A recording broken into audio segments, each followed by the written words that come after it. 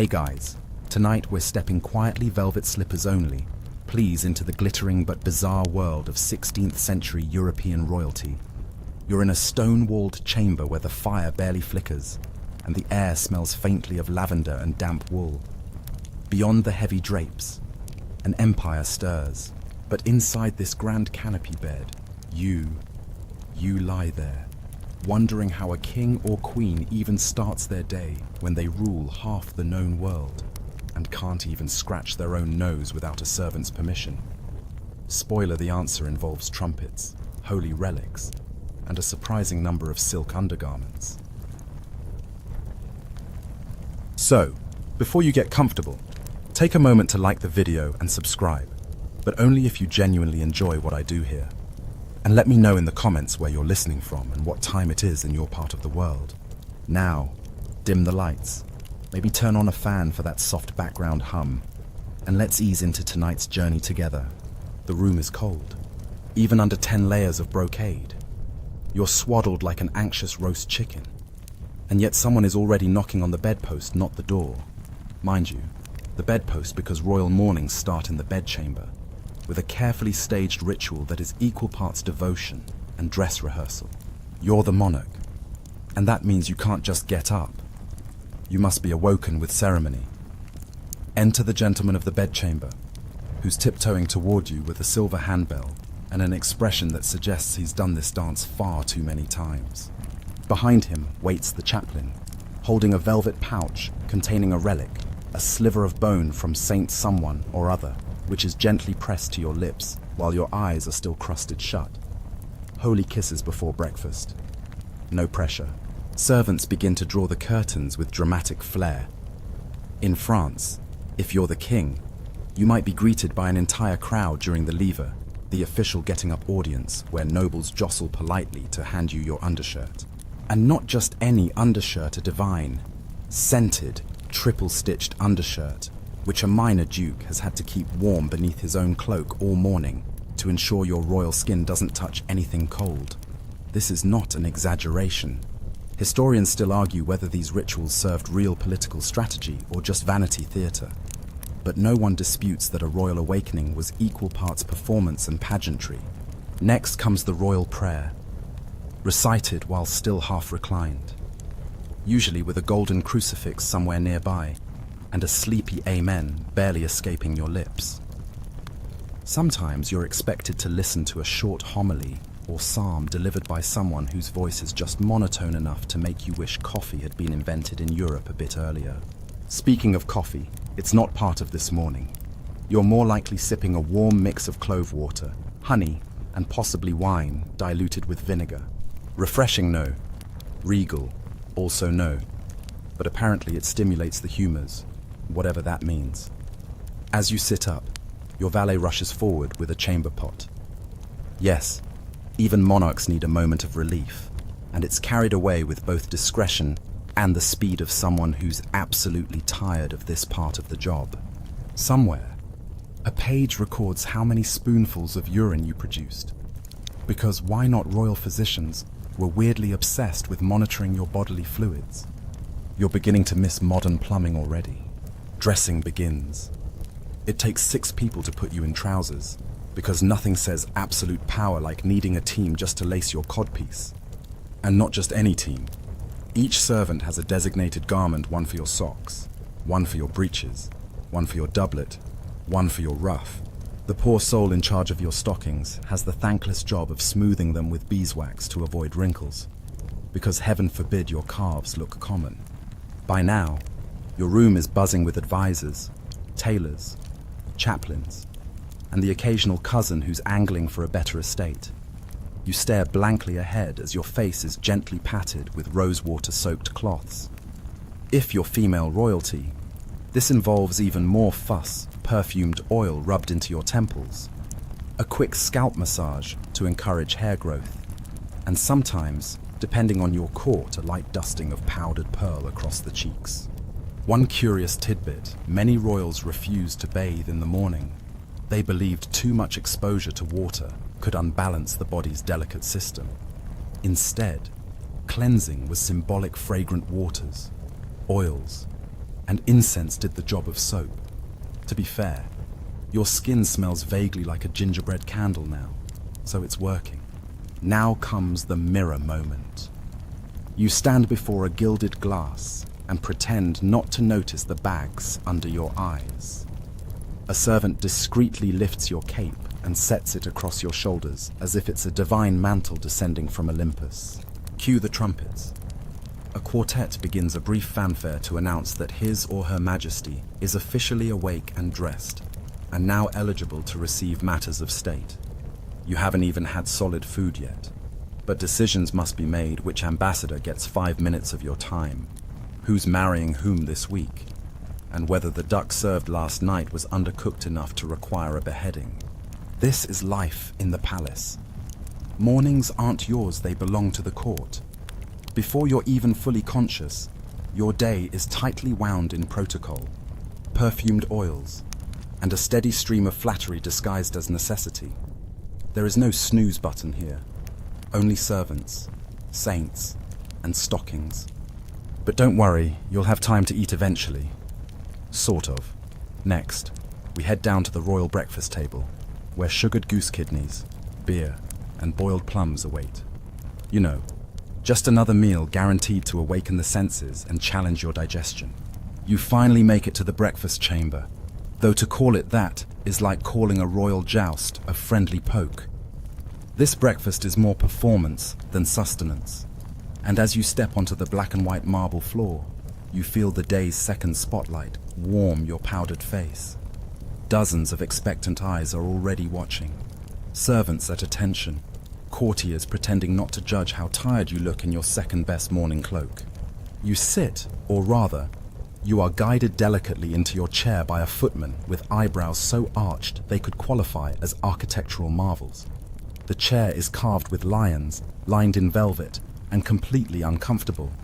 But comfort is not the point. Presence is. Posture is. Power definitely is. Now, let's eat.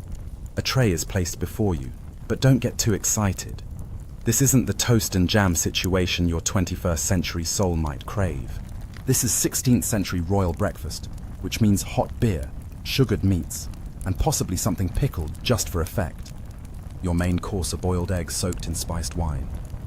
Then, some sweetbread pastries, slightly burned on one side because the kitchen fire wouldn't cooperate this morning. Not that anyone will admit it. Next to that sits a pile of stewed prunes, a nod to the palace physician's ongoing concern about your internal winds.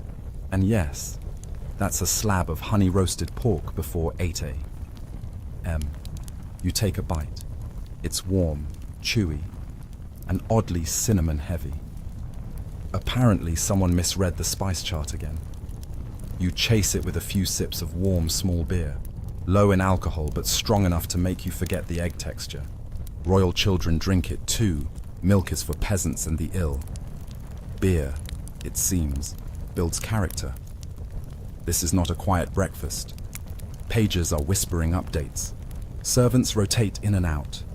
A noblewoman sneezes, and everyone stops breathing for 2 beats to see if it was dainty enough to be royal. One poor fellow tries to whisper across the table and accidentally knocks over a pitcher of rosewater. He will not be invited back. Historians still argue whether this meal was nutritionally vital or purely symbolic. But either way, you're stuck here for the full hour. Even if you're not hungry, you must appear to enjoy everything. Royals were expected to model divine satisfaction, even when chewing on overcooked turnips. And this is where things get even stranger. Because breakfast isn't just for eating, it's for diplomacy. Enter the ambassadors.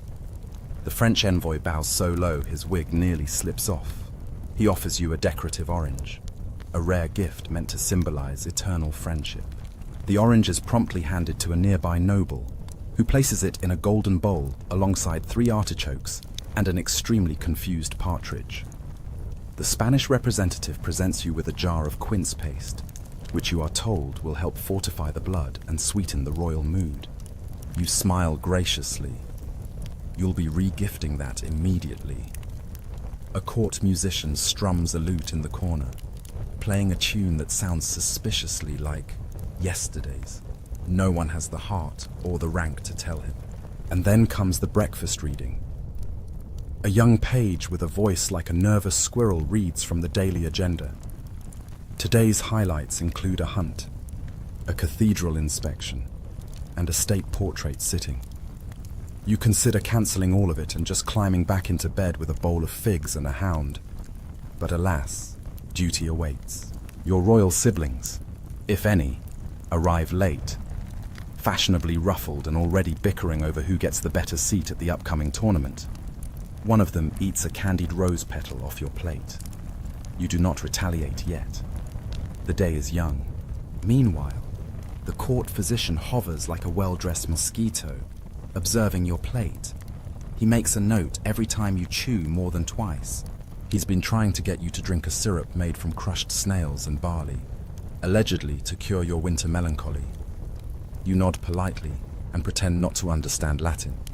Breakfast ends not with dessert, but with a towel ceremony. A valet approaches with a damp cloth soaked in vinegar and rosemary. You dab your fingertips, pass it on, and resist the urge to wipe your face with it like a sweaty actor after curtain call. That would not be regal. Once you rise, the plates are whisked away. The leftover food donated to favored servants or royal dogs, and the dogs eat very well. One more quirk before you go. You walk under the herb canopy, a small arched frame covered in sprigs of sage, lavender, and rue.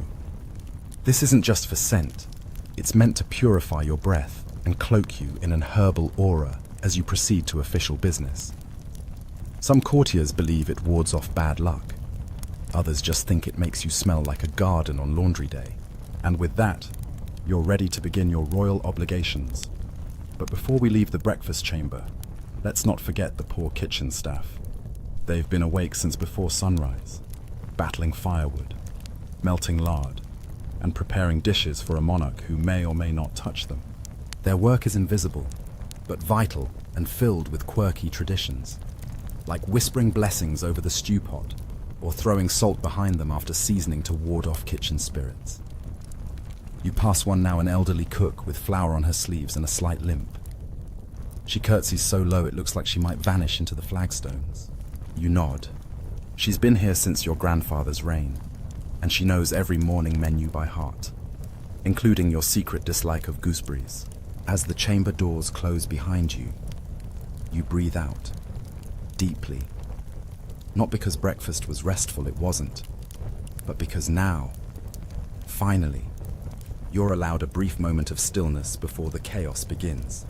You smell of rosemary, cloves, and diplomacy, and your stomach is confused, but full. Time now to face your wardrobe and the fashion gauntlet that is preparing to be seen in public. Because next comes the spectacle of royal dressing silks, starch, laces that defy physics, and a cloak so heavy it might have its own gravitational pull. You've barely digested your wine-soaked eggs and candied pigeon when it's time for the next ritual of royal life dressing properly to be seen.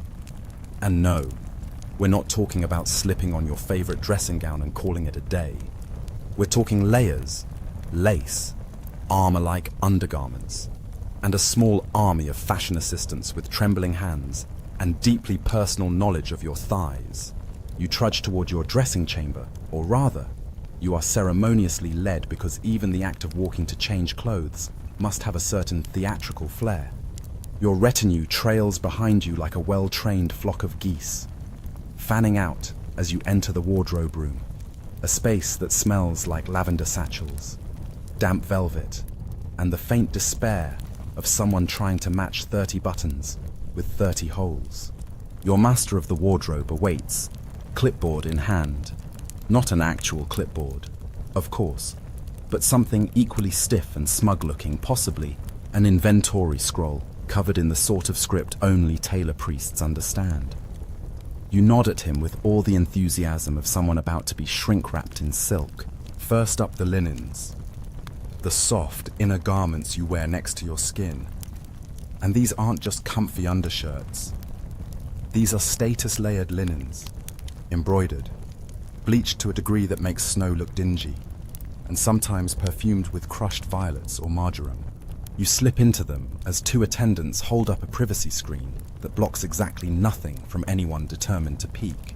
Next, the hose, or rather, one hose per leg, tied to your breeches with little ribbons called points. The tying takes a good 7 minutes, partly because the knots must look accidentally poetic, and partly because your wardrobe master insists the left leg's ribbon should always be slightly lower. It's tradition, he whispers, like he's passing on royal prophecy. Then the doublet, a fitted torso garment that requires precise lacing and, quite possibly, divine intervention to get right. It's padded, boned, and made of fabric so stiff it could qualify as self-defense armor. You raise your arms slightly. Mistake. Now you've jammed the elbow gusset, and 3 people must kneel to fix it. By now, you're sweating gently. Not because it's hot, but because your clothes are working against the natural motion of your limbs. You feel regal and restrained, like a very fashionable sausage. Historians still argue whether these elaborate dressings were meant for practicality or sheer intimidation. But most agree that a well-dressed monarch was a walking statement: I am powerful, I am wealthy, and I cannot bend at the waist. Time for accessories. An ornate belt with a dagger, not for use. Of course you're not planning to duel anyone before tea, but because it glints nicely in the sun. Ah, yes. The delights of royal fashion, an art form of its own. Really. A true test of patience, balance, and fortitude. The sheer spectacle of it all, the drama of every fold, lace, and jewel, as though the act of getting dressed itself is an aristocratic performance. The corset-lacing ballet is a standout, isn't it? A delicate dance of breath and breathlessness. It's like you're not just dressing for the day, you're preparing to enter a new realm where posture is everything. And the air itself seems thinner, more demanding. I can almost picture the wardrobe master standing back, admiring the creation, while you brace yourself against the weight of your entire life on your shoulders. And don't get me started on the cosmetics. That pale, pristine look, an endless game of subtlety and exaggeration. A little more powder here, a little more rouge there, until you have the face of someone who's just stepped out of a 17th century portrait, but heaven forbid you look anything less than perfectly untouched. What really strikes me, though, is how the entire experience seems like a kind of ceremonial madness, where comfort and ease take a back seat to status and spectacle. How do you think you'd fare in that kind of setting? Would you be able to pull off the royal rigors, or would you be out the door after the first misstep with the lace ruff? Sun-kissed skin is for laborers. So out comes the ceruse, a lead-based foundation mixed with vinegar and egg white, applied with soft sponges and stern optimism. You sit very still as someone pats poison onto your face in the name of beauty. Over that goes a dusting of crushed pearl, perhaps some vermilion on the lips and cheeks, and if you're especially fashionable, a tiny black beauty patch in the shape of a crescent moon or star, supposedly to cover blemishes, but more often used to flirt across a crowded court. You look into the mirror. You are no longer human. You are a symbol of wealth, power, and the ability to wear 15 layers without collapsing. You nod, satisfied, even if your collar feels like it's slowly eating your neck. Suddenly, your royal shoemaker enters, brandishing your mourning slippers like holy relics. They're made of brocade, lined with squirrel fur, yes, squirrel, and dyed a shade of blue so expensive it could fund a small rebellion. You slip them on carefully. They're uncomfortable, obviously, but that's part of the point. If your shoes were easy to walk in, someone might mistake you for common. At long last, you're ready. A fanfare sounds in the courtyard below. Your courtiers assemble like birds on a wire, waiting for your descent. You glide to the balcony, not walk. Glide because the cloak has too much inertia for casual movement. As you appear, a cheer rises from below. You raise one gloved hand, imperiously. The crowd swells, and all you can think is, I hope no one notices the ruff is uneven. Behind you, your dresses collapse in silent triumph. Another outfit, another morning conquered. You'll change again in 2 hours for lunch. Of course. But for now, your look is complete. Before you move on, you glance at the corner of the room. There, hanging like ghostly spectators, are dozens of outfits from previous weeks. Gilded, bejeweled, embroidered beyond reason. You remember one tunic that took 14 weeks to sew and gave you hives. Fashion is pain, and yet essential. Because in the 16th century royal world, dressing isn't just about covering yourself. It's about wrapping your body in expectation, message, and myth. And now that you're fully encased in that myth, it's time to step into the public eye. Courtiers await, petitions in hand, bows rehearsed, gossip primed. But before we get political, we're going to eat again. That's right, second breakfast. This time with courtiers, entertainers, and just a touch of scandal. You descend the grand staircase like a heavily perfumed glacier, every embroidered hem whispering against the polished stone. Your second breakfast, yes. That's a thing is already being laid out in the lesser hall, which, to be clear, still has more chandeliers than most chapels.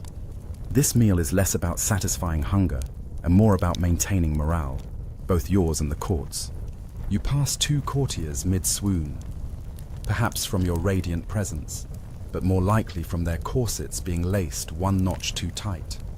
A lute player stands in the corner, warming up on an awkward chord, while a jester with bells on his knees executes a small, hopeful cartwheel. You're not required to laugh. Just don't sigh too loudly. This room is where conversations happen, the kind that could rearrange noble titles, arrange marriages, or accidentally offend a foreign dignitary because someone reached for a sweet roll too quickly. The table groans with options.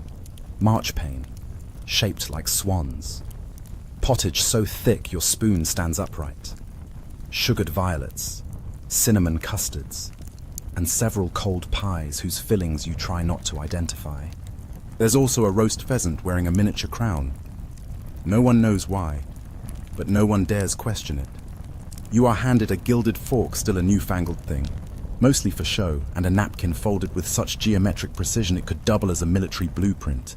A cup of spiced wine steams in front of you, and beside it sits a slab of toasted bread spread with quince, and something that tastes suspiciously like rosemary and regret. You take your first bite, nod politely at your surrounding nobles, and brace for the most perilous activity of the day, casual conversation, in a room full of people who desperately want things from you. To your left, the Duke of Sorta Important leans in, complimenting your collar ruffle and hinting at a vacancy in his Southern Estates tax office.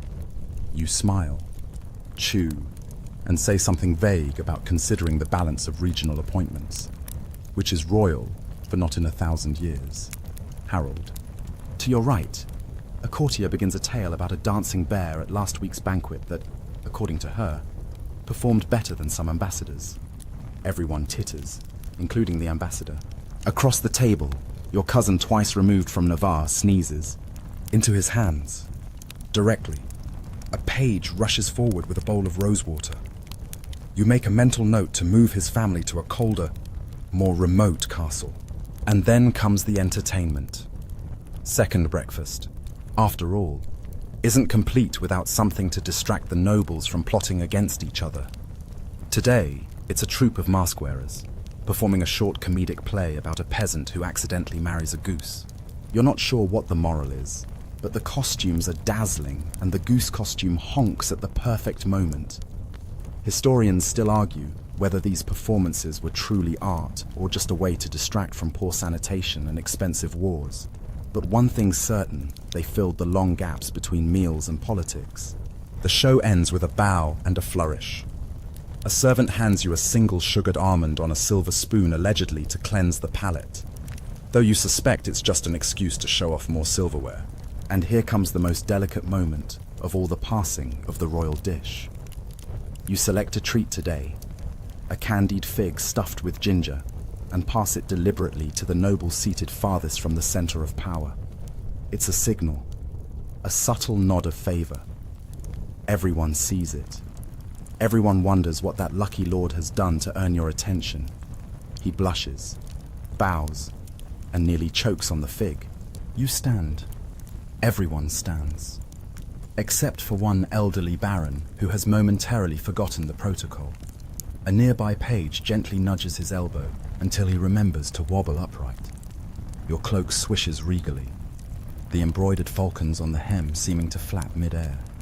You exit the room as quietly as a fully armored jellyfish, leaving the nobles to whisper, analyze, and invent meanings behind every glance, pause, and pastry you consumed.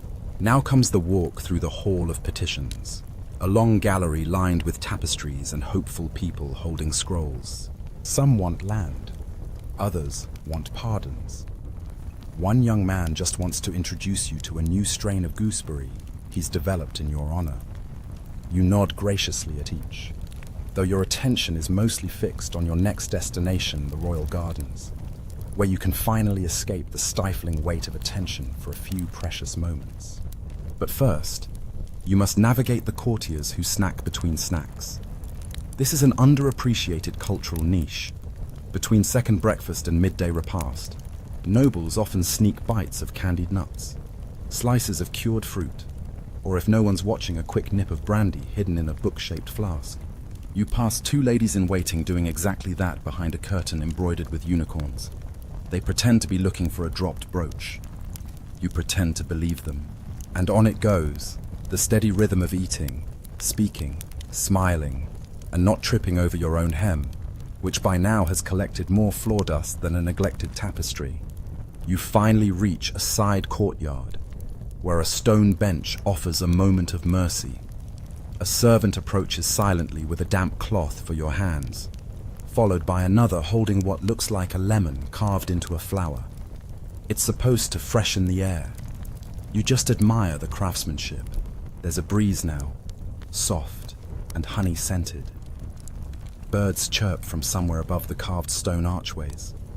For a moment, you're not a monarch. You're just a person in an absurdly expensive cloak, exhaling slowly into a garden that smells like time, politics, and old stone. And yet, even now, you're being watched. A court painter has snuck into the hedges, sketching your silhouette against the ivy. You tilt your chin slightly. If you're going to be immortalized, it might as well be at the perfect angle. Soon, the clock will chime again. Soon, it will be time for state business, audience chambers, debates about naval budgets, and possibly a stern conversation with your cousin about his alleged goose affair. But for now, here in this quiet patch of garden, with birdsong and lemon flowers, you allow yourself one moment of peace. And that's the true royal luxury, not the jewels or the feasts, but the seconds in between. The brief breeze of peace in the garden fades with the toll of a bell, low and drawn out, as if even time itself is reluctant to return to duty. You rise with practiced poise, the weight of the morning's clothing reminding you just how deeply ceremonial your life has become. It's now time for court matters, and as you re-enter the cool corridors of your palace, every echo of your footfall is a reminder. Being royal means being a living myth, even when you're just trying to avoid hiccups from your second breakfast. The audience chamber looms ahead, massive doors carved with scenes of past glories and disappointments, and one suspiciously handsome depiction of your great-grandfather. Inside, a semicircle of advisors and courtiers awaits. This room is your performance hall, your confessional, your battlefield, and every syllable you utter will be dissected at supper. The ritual begins. A herald steps forward and reads the list of petitioners, his voice climbing and descending like a nervous mountain goat. First up, a nobleman claiming his orchard was destroyed by royal deer. You nod sagely and murmur something about reviewing compensation. Next, a widow whose land has been overtaxed. You signal the steward to make note, all while trying to remember whether she's connected to someone important or just extremely good at public sobbing. Then comes a diplomatic matter, a visiting envoy from a neighboring kingdom with whom you're allegedly at peace but suspiciously out of goose liver pate. He bows so low, you think he might fold in half. His request is simple clarification on some minor trade agreement involving wool, salt, and a goat-shaped crest. You offer a measured response and inwardly wonder why every kingdom insists on weaving goats into diplomacy. One of your more ambitious courtiers suddenly steps forward and presents a map. He suggests constructing a new road, strategically important, but more importantly, it would run right through his brother-in-law's estate. You blink slowly and say nothing. The silence speaks volumes. The map vanishes. A steward brings a silver platter with notes not food, sadly detailing recent rumors from within the court. There's talk of a secret card game in the Queen's linen closet, a scandal involving counterfeit wine labels, and a report that someone is selling forged royal signatures on love letters. You suppress a smile. Historians still argue whether monarchs encourage such gossip to distract from real issues. But there's no denying it gives the court a little sparkle. Midway through the proceedings, the door opens again with a hush of velvet. A small child enters carrying a squirrel in a tiny harness. No one reacts. This is Lord Emmerich's youngest, and the squirrel is named Alfonso. It's their fourth such pet. And by now the squirrel is as accepted as the royal standard. You lean forward slightly, give the squirrel a nod. It chitters with what you assume is respect. You return to the throne, a wooden and gold affair designed for aesthetics, not lumbar support. And now comes the royal signatures, proclamations, approvals, the occasional pardon. A scribe stands beside you with a quill that's more like a feathered wand. You dip, you sign, you seal with wax, over and over again. It's meditative in a way, like royal embroidery. Then, you're handed the luncheon menu for approval. Choices include a peppered eel pie, a cold bean mash shaped like roses, and something labeled jellied meats with integrity. You circle the roast swan, not because you particularly like it, but because today's meeting has made you feel a little regal aggressive. Next comes the presentation of foreign gifts. A merchant from the east offers silks dyed with crushed beetles. A noblewoman from the north presents a large hand-carved mirror that probably reflects ambition more than beauty. A poet offers a sonnet. You accept each one with a gracious smile and the deadpan patience of someone used to receiving 12 jars of pickled lemons in a single year. And then, the unexpected interruption. A courtier bursts in, breathless, blushing, his doublet askew. He stammers something about a misfired cannon test down by the southern wall. No injuries, but apparently the cookhouse lost 3 meat pies and a chicken named Melchior. You raise one eyebrow, calmly, resolutely, like a monarch who both understands the gravity of the situation and deeply mourns the chicken. The court resumes. Another hour passes. Notes, bows, polite deferrals, and always the scent of politics in the air, something like rosemary, ambition, and worn velvet. By the time you adjourn, you've made 17 decisions, approved 3 new taxes, and gently shamed a noble into apologizing for his outlandish feather hat. As you rise, your knees make a quiet noise. No one reacts. Knees are a treacherous business, especially under all this silk. You exit through the Hall of Statues, where stone ancestors stare down at you with blank eyes and eternal judgment. You glance up at one and whisper, "You didn't have squirrel meetings, did you?" No reply. Of course. But you swear the eyebrow arch looks suspiciously smug today. Back in the corridor, a maid hands you a sachet of herbs, lemon balm, and lavender to hold near your nose. Courtly tradition suggests it fends off bad humors. You mostly use it to block out the smell of Lord Braxton, who seems to believe cloves are an acceptable substitute for bathing. Finally, you arrive at your private drawing room, where the fire crackles and no one can speak without your invitation. You collapse gently like a tired croissant onto a brocade couch. A footman removes your shoes. Another offers a honeyed oat cake, and you allow yourself one long, undignified yawn. This strangely, is one of the few moments where you feel like yourself, not a monarch, not a spectacle, not a political chess piece, just someone who made it through another court session without throttling a single noble. Outside, the bells are chiming again. It's time to change clothes. Again, this time for the afternoon promenade, where you will walk slowly through the garden while courtiers pretend to admire the roses and quietly beg for favors. And somewhere deep inside, you whisper a sleepy vow to one day invent stretchy pants. You've barely had time to flex your toes when the wardrobe master returns, flanked by attendants carrying yet another cascade of fabric. This time, it's your afternoon promenade ensemble, designed for visible leisure, which is a fancy way of saying you must look both casual and wildly expensive at the same time. The servants gently strip away your luncheon robes with the solemnity of undressing a statue. You're wrapped in new silks, looser but still oppressively elegant, dyed in the latest seasonal hues, something between crushed mulberry and I'm more important than you. A lighter cloak is fastened over your shoulders, held in place with a brooch shaped like a mythical griffin. It weighs more than a baby goose. You glance in the mirror. The ruff is smaller now, less frilled lion and more sensible flower. Good. Breathing will be slightly easier.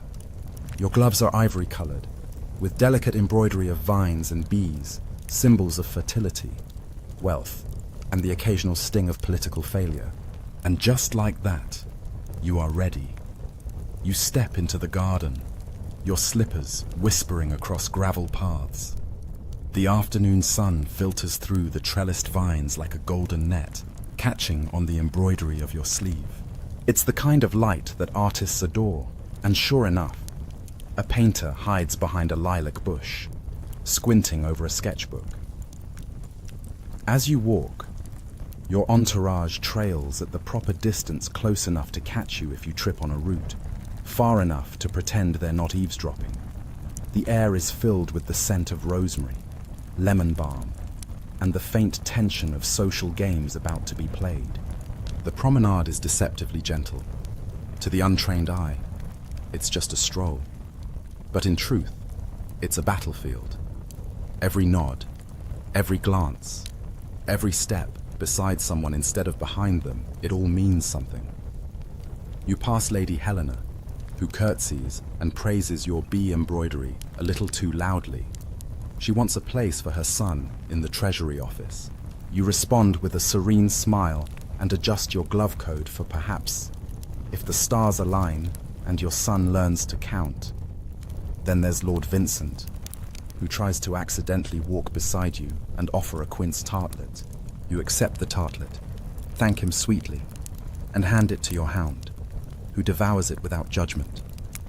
Message received. The garden is arranged with meticulous intention. Rose arches here, a marble fountain there, a shaded nook where two dowagers have parked themselves like decorative urns. They pretend not to watch you. You pretend not to hear them whisper. This is the court's most refined sport, lounging with intent. And now you approach the maze, an actual hedge maze.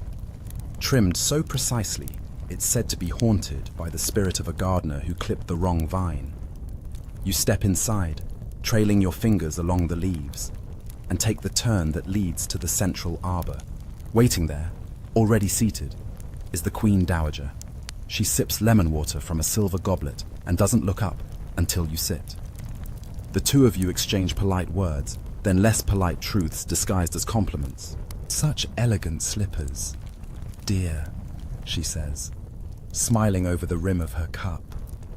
I had a pair like that when I still had feeling in my ankles. You nod. You're too kind. And your wisdom glows today like a lantern in a fog. Courtly banter achieved. Historians still argue whether promenades like these were genuinely relaxing or structured forms of psychological warfare. But the truth lies somewhere in the middle. It's less about flowers and more about favor, who has it, who lost it, and who's pretending they never needed it to begin with. After a respectful 15 minutes of sideways compliments and veiled references to dead husbands, you rise. The Queen Dowager blesses you with a gesture that could mean go with peace or watch your back. Possibly both. Back along the path, you notice something curious, a young scribe loitering by the lemon trees. He isn't supposed to be here, too low in rank, but he's sketching the layout of the garden paths with meticulous care. You pause beside him, admiring the maze. You ask gently. He freezes. Yes, Your Grace.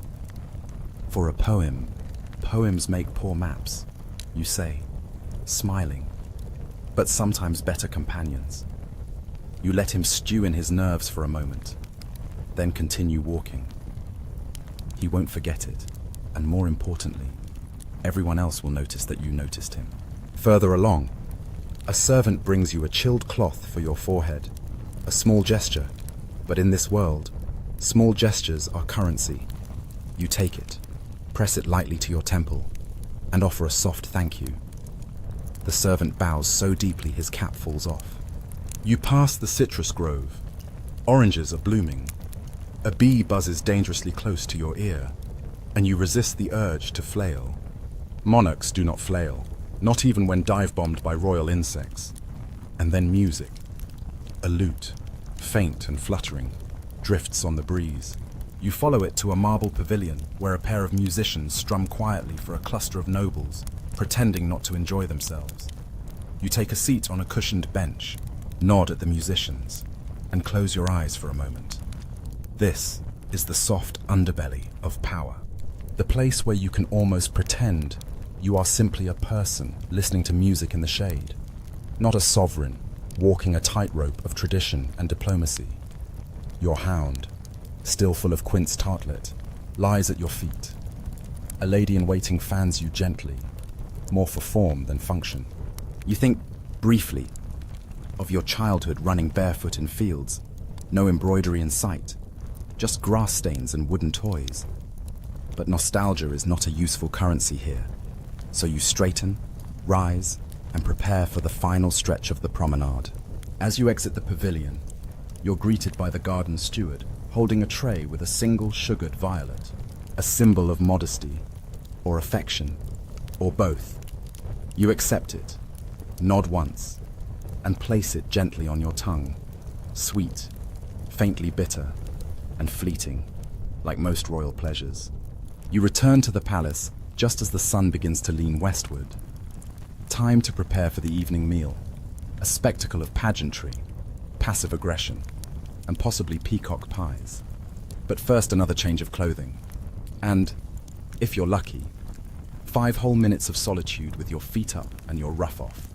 Back inside, the moment the garden doors close behind you, the air changes. It smells like polished stone, candle wax, and anticipation. The palace is preparing itself not for war, not for ceremony, but for the evening meal, which in a 16th century royal court is every bit as strategic, dramatic, and dangerous. You're led down the familiar corridor, your footfalls swallowed by thick tapestries depicting triumphant ancestors doing things like hunting lions or blessing fields with suspiciously accurate weather forecasts. You nod at a passing steward, who holds a velvet-covered ledger that likely contains the evening's seating chart, a document so politically charged it might as well be dipped in gunpowder. You arrive at your private chambers for your next transformation. You're beginning to feel like a noble onion, so many layers, each one peeled back just to add a new costume. This time it's the evening attire, and it spares no opulence. Jewels are stitched directly into the seams. The sleeves alone could be classified as light architecture. There's brocade, velvet, lace, and a surprising amount of structured underlining because nothing says majesty like not being able to sit without assistance. Your doublet or gown, depending on your royal station, gleams under the soft candlelight. Gold thread winds through the fabric in tight, floral spirals, designed not to impress the eye, but to dazzle it into submission. You are, once again, transformed from mortal to monarch, and of course, your personal crest is stitched just behind your left elbow, visible only when you dramatically reach for something like a goblet or subtle vengeance. As you are laced into place, powdered, perfumed, and fastened with at least 4 clasps that no normal human could undo alone. You sigh. Not dramatically, just enough that your attendants exchange glances. It's the sigh of someone who knows that dining while royal is not relaxing. It's a public performance, complete with props, blocking, and the ever-present risk of sauce-based scandal. Historians still argue whether the evening banquet was more about politics or pleasure. But one thing is certain, it was never just about eating. The dining hall awaits. You step into it with the kind of grace one develops only after decades of pretending not to notice that their cloak has snagged on a candelabra. The hall is blazing with hundreds of candles, each reflecting off crystal goblets and polished silver plates. Tapestries line the walls, depicting historic victories, divine visitations, and one very strange image of a unicorn offering someone a pear. The long table stretches the length of the hall, and everyone is already in place, seated according to rank, favor, and how recently they've annoyed you. At the center is your chair, more throne than seat, carved with lions. Lions eating serpents, and serpents who frankly look like they regret their choices. You take your place. Everyone stands. You nod. Everyone sits. And the procession of food begins. A page announces each dish as it enters. Roasted capon with cherries, boiled eel in almond milk, sweet custard shaped like the Tower of London. You try not to laugh at that last one, it wobbles threateningly with every step the footman takes. The first course is served. You do not eat first. Instead, you politely observe. You lift your knife and fork, both of which are engraved with your monogram and potentially the entire lineage of your house, depending on how closely you look. You take a measured bite, careful to avoid any drips. One errant stain, and suddenly every courtier becomes a fashion critic. Across the table, conversations bloom and fade like cautious flowers. Someone's cousin eloped with a stable boy. A new horse arrived from Spain. The mint has produced coins that accidentally depict the archbishop with a duck's bill. All juicy tidbits, none of which you may react to with more than a raised eyebrow. One noble coughs into his sleeve with exaggerated flair, hoping for attention. Another tries to one-up the room by casually mentioning the mosaic floor he commissioned, made entirely of oyster shells and crushed sapphires. You sip your wine and murmur a comment about the virtue of restraint. It lands like a silk slap. Your hound, now blessedly well-behaved, rests at your feet. Every few minutes, someone tries to sneak him a tidbit. You catch them each time. Of course, the hound may eat like royalty, but only on your terms. Midway through the meal, the entertainment arrives. Tonight, it's a troupe of acrobatic dancers who perform a stylized reenactment of the founding of your dynasty. It's wildly inaccurate at one point. Your great-grandmother is portrayed as a sword-wielding pirate, but it's colorful and the music is excellent. You smile politely. Laughter ripples through the hall. It's important to let the court see you enjoy things, even when they're borderline ridiculous. Then comes the toasts. The Chancellor rises, his goblet raised high, and delivers a heartfelt ode to your wisdom and leadership. It lasts too long and rhymes poorly, but you nod with grave appreciation. The nobles follow, each trying to craft a toast that flatters without sounding desperate. One even dares a joke, lightly teasing your fondness for fig preserves. You chuckle just enough to make him feel rewarded, not so much that anyone thinks you've gone soft. Dessert is rolled in like a minor military campaign, marchpane castles, sugar-coated pine nuts, and a peacock pie with real peacock feathers sticking out the top like a royal headdress. You pretend to admire it, but you're mostly thinking about how long until you can get back into your looser, unstructured robes. Just as the final spoonfuls are being passed around, the doors open with ceremonious drama. A messenger enters this one with dust on his boots and a sealed scroll in hand. Everyone freezes. You extend your hand. He approaches, bows, and places the scroll gently in your palm. You break the wax. scan the writing, and nod once. Then, coolly, you say it's about the southern vineyards. Apparently, the frost spared the vines. Relief. Soft chatter resumes. The court takes a collective breath. The scroll is passed to your steward for record keeping. You quietly wonder how many more frost reports will be turned into miniature theatrical productions. The meal winds down. You rise. The court rises. You exit. Your footsteps the only sound on the polished stone floor. Outside the hall, your valet is already waiting with a warm wrap and a cup of spiced wine, just the way you like it. As you sip, you reflect not on the meal, not even on the veiled compliments and lurking alliances, but on the very act of being watched. Every movement, every morsel, every murmur is part of the performance. Even something as simple as how you hold a goblet becomes the subject of dinner talk in 5 other houses by morning.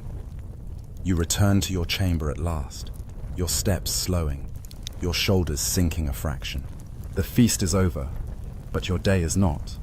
Soon, you'll be expected in the salon for evening games, music, and light conversation, another gauntlet, dressed in velvet.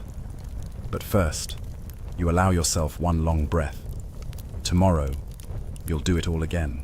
The spiced wine lingers on your tongue as you make your way through the velvet-shadowed hall toward the evening salon. The flickering torchlight paints the walls with the silhouettes of your entourage, stretching tall and theatrical, as though even your shadow must rehearse its etiquette. The evening salon is neither quiet nor particularly restful. Despite its name, it is a curated stage, designed for the illusion of leisure while plotting, persuasion, and poetic backstabbing take place just out of earshot. You are not here to unwind. You are here to be seen unwinding, preferably while seeming effortlessly gracious and slightly more charming than everyone else. The room greets you in layers. First comes sound harpsichord music, laughter pitched too high, the shuffle of heeled shoes on embroidered rugs. Then scent a mixture of lavender pomanders, warmed wine, and someone's overly ambitious attempt at clove perfume. Finally, sight courtiers scattered across divans and brocade cushions like an over-decorated chessboard, each smile polished and sharpened. You enter.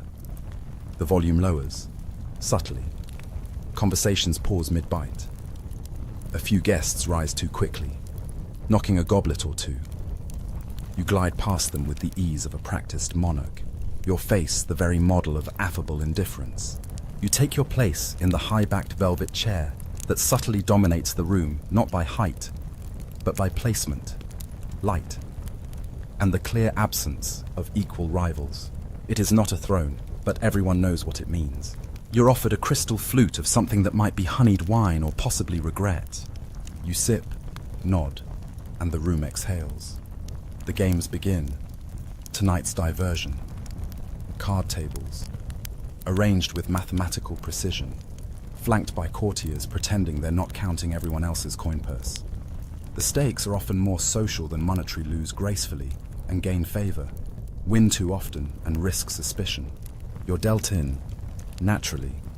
Your opponent is Lady Cecily, who once beat a French ambassador at dice by distracting him with a story about a talking sheep. You both exchange pleasant barbs disguised as compliments. Your ring is dazzling.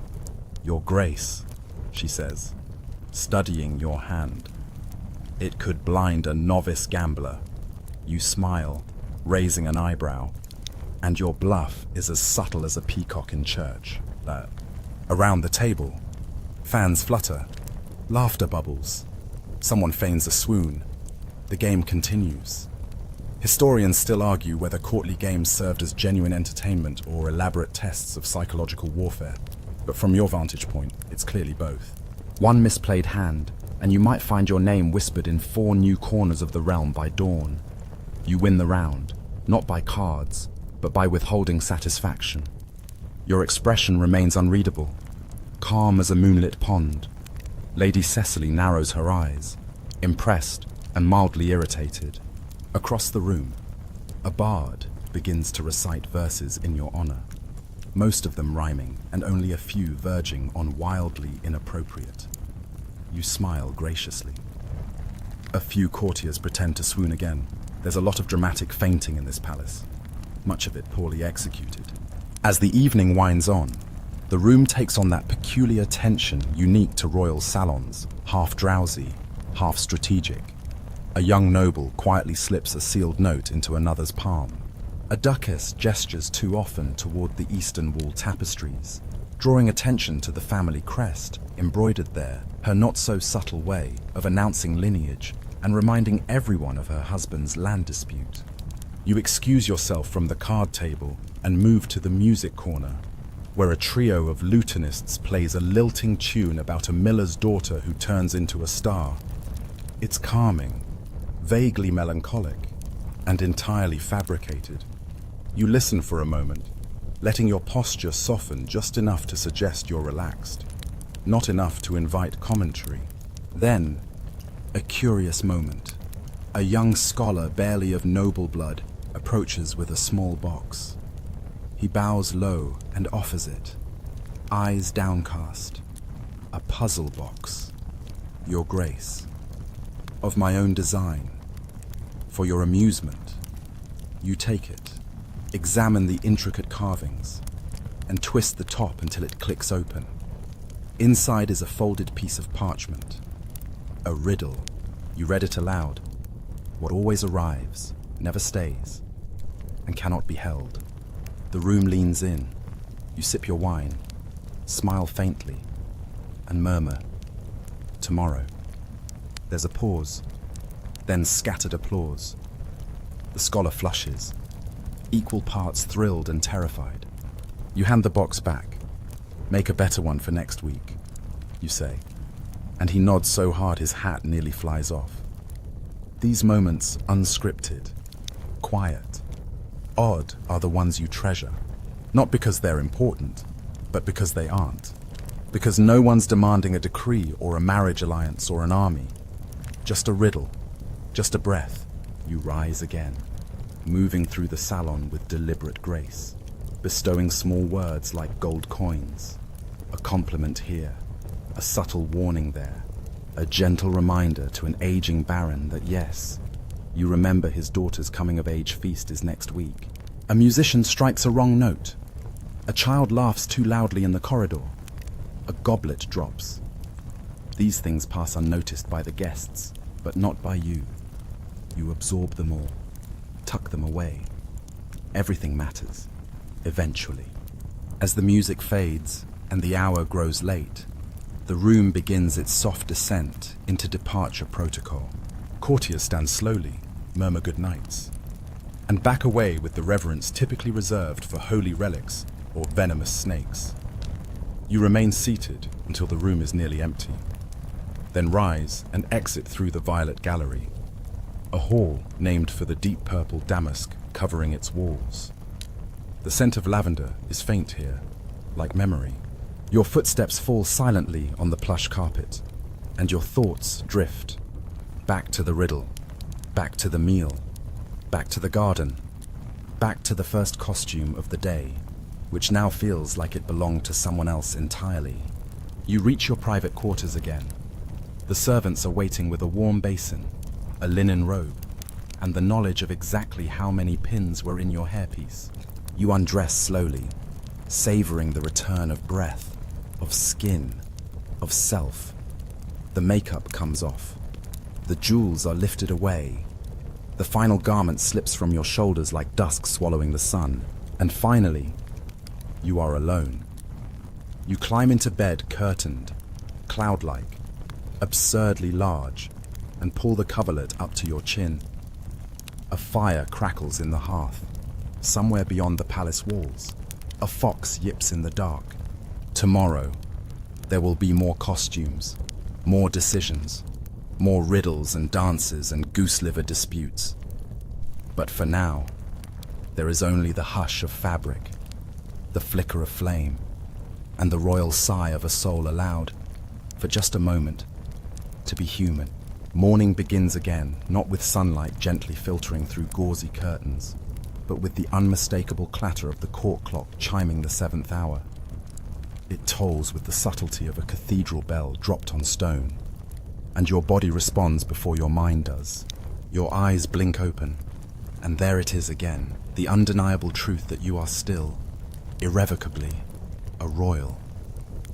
The curtain around your bed is drawn back by a silent servant with the precision of someone defusing a bomb. Another brings in a tray steaming herbs in water, thick-cut bread slathered in honey, and a pear that looks like it's already been pre-approved by 6 advisors. You sit up slowly, robe already warmed and waiting. Outside, the world is still yawning awake. Inside your room, however, the machine of monarchy is already in motion. This morning's agenda begins not with statecraft or military briefings, but with something far more treacherous: portraits. Yes, today is sitting day when your likeness is to be immortalized yet again. This time for a series of commissioned works meant to hang in embassies and cousin duchies across the continent. Apparently, you need to look simultaneously generous, powerful, ageless, pious, and slightly intimidating, but approachable. Like a benevolent storm cloud, you're dressed in your portrait ensemble, which includes at least 2 garments that rustle like dry leaves, and a collar so wide it might be visible from space. A small monkey embroidered near the hem of your cloak seems to smirk at you knowingly. You nod at it in silent solidarity. You're led to the royal studio, a tall room filled with filtered light and people pretending not to notice how awkward it is to pose like a victorious marble statue while someone paints your earlobe. The artist, Master Albrecht, is already there, setting up his pigments. He bows deeply and begins his ritual flattery. "Your Grace," he says. The light dances across your brow like moonlight on sacred water. You blink. "I haven't had tea yet." Albrecht. He understands. He begins mixing his paints. As you sit, angled just so, a curious thought drifts in. Historians still argue whether royal portraiture was a genuine reflection of the sovereign's appearance, or merely a polite fiction meant to reassure foreign powers that their allies had excellent bone structure. You suspect it's the latter. The first hour passes in silence, save for the occasional scratch of brush on canvas. Your arm begins to go numb. You're posed as if gently contemplating the affairs of the realm, but your brain is reciting pastry recipes.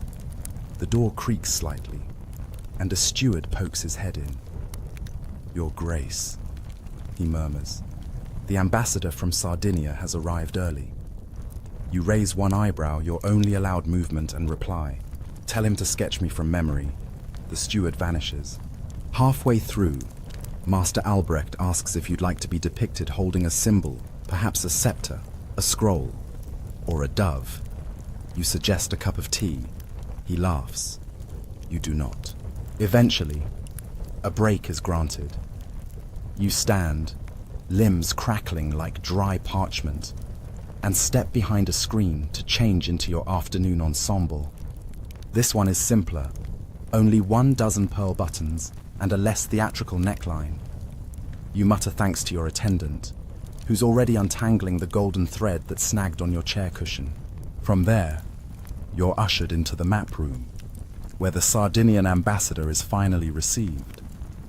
He is short, impeccably dressed, and carries the kind of smile that usually means he wants something. You motion for him to speak. "Trade routes," he says. "We would like to propose a triangular exchange. Olives for grain, grain for lumber, and lumber for horses." You nod slowly. "Where do the horses come from?" He blinks. "You, Your Grace." "Ah." The meeting continues. The ambassador makes his case with diagrams and a scroll that unfolds twice as long as your dining table. You point out that the grain routes cut through marshland, the lumber may be infested with beetles, and the horses, your horses, are not to be bartered lightly. Still, you're polite, diplomatic, graciously firm. By the end, the agreement is postponed politely. The ambassador bows, visibly sweating, and is shown out with a tray of candied almonds as consolation. You glance at the clock. Midday has passed. The messenger bell rings, and in comes a servant with a satchel of daily correspondences letters from nobles, foreign monarchs, monasteries, and an anonymous child who believes you can control the weather. You smile faintly and ask your secretary to draft a reply, explaining that while you cannot summon rain, you do share the child's fondness for thunder. Among the letters, one stands out wax-sealed in deep blue, with a sigil from a noble house you thought had gone quiet. You open it, scan the contents, and frown slightly. A request for an audience. No reason given. Interesting. You make a note to investigate. Luncheon arrives. Not the banquet kind, but the private, semi-secret variety served in your garden alcove, where only 3 people know to find you. A modest spread today, cold trout, warm bread, apricot tarts, and a jug of spiced milk. You eat slowly, alone, letting your shoulders drop a little further with each bite. This is, perhaps, the closest you'll get to peace all day.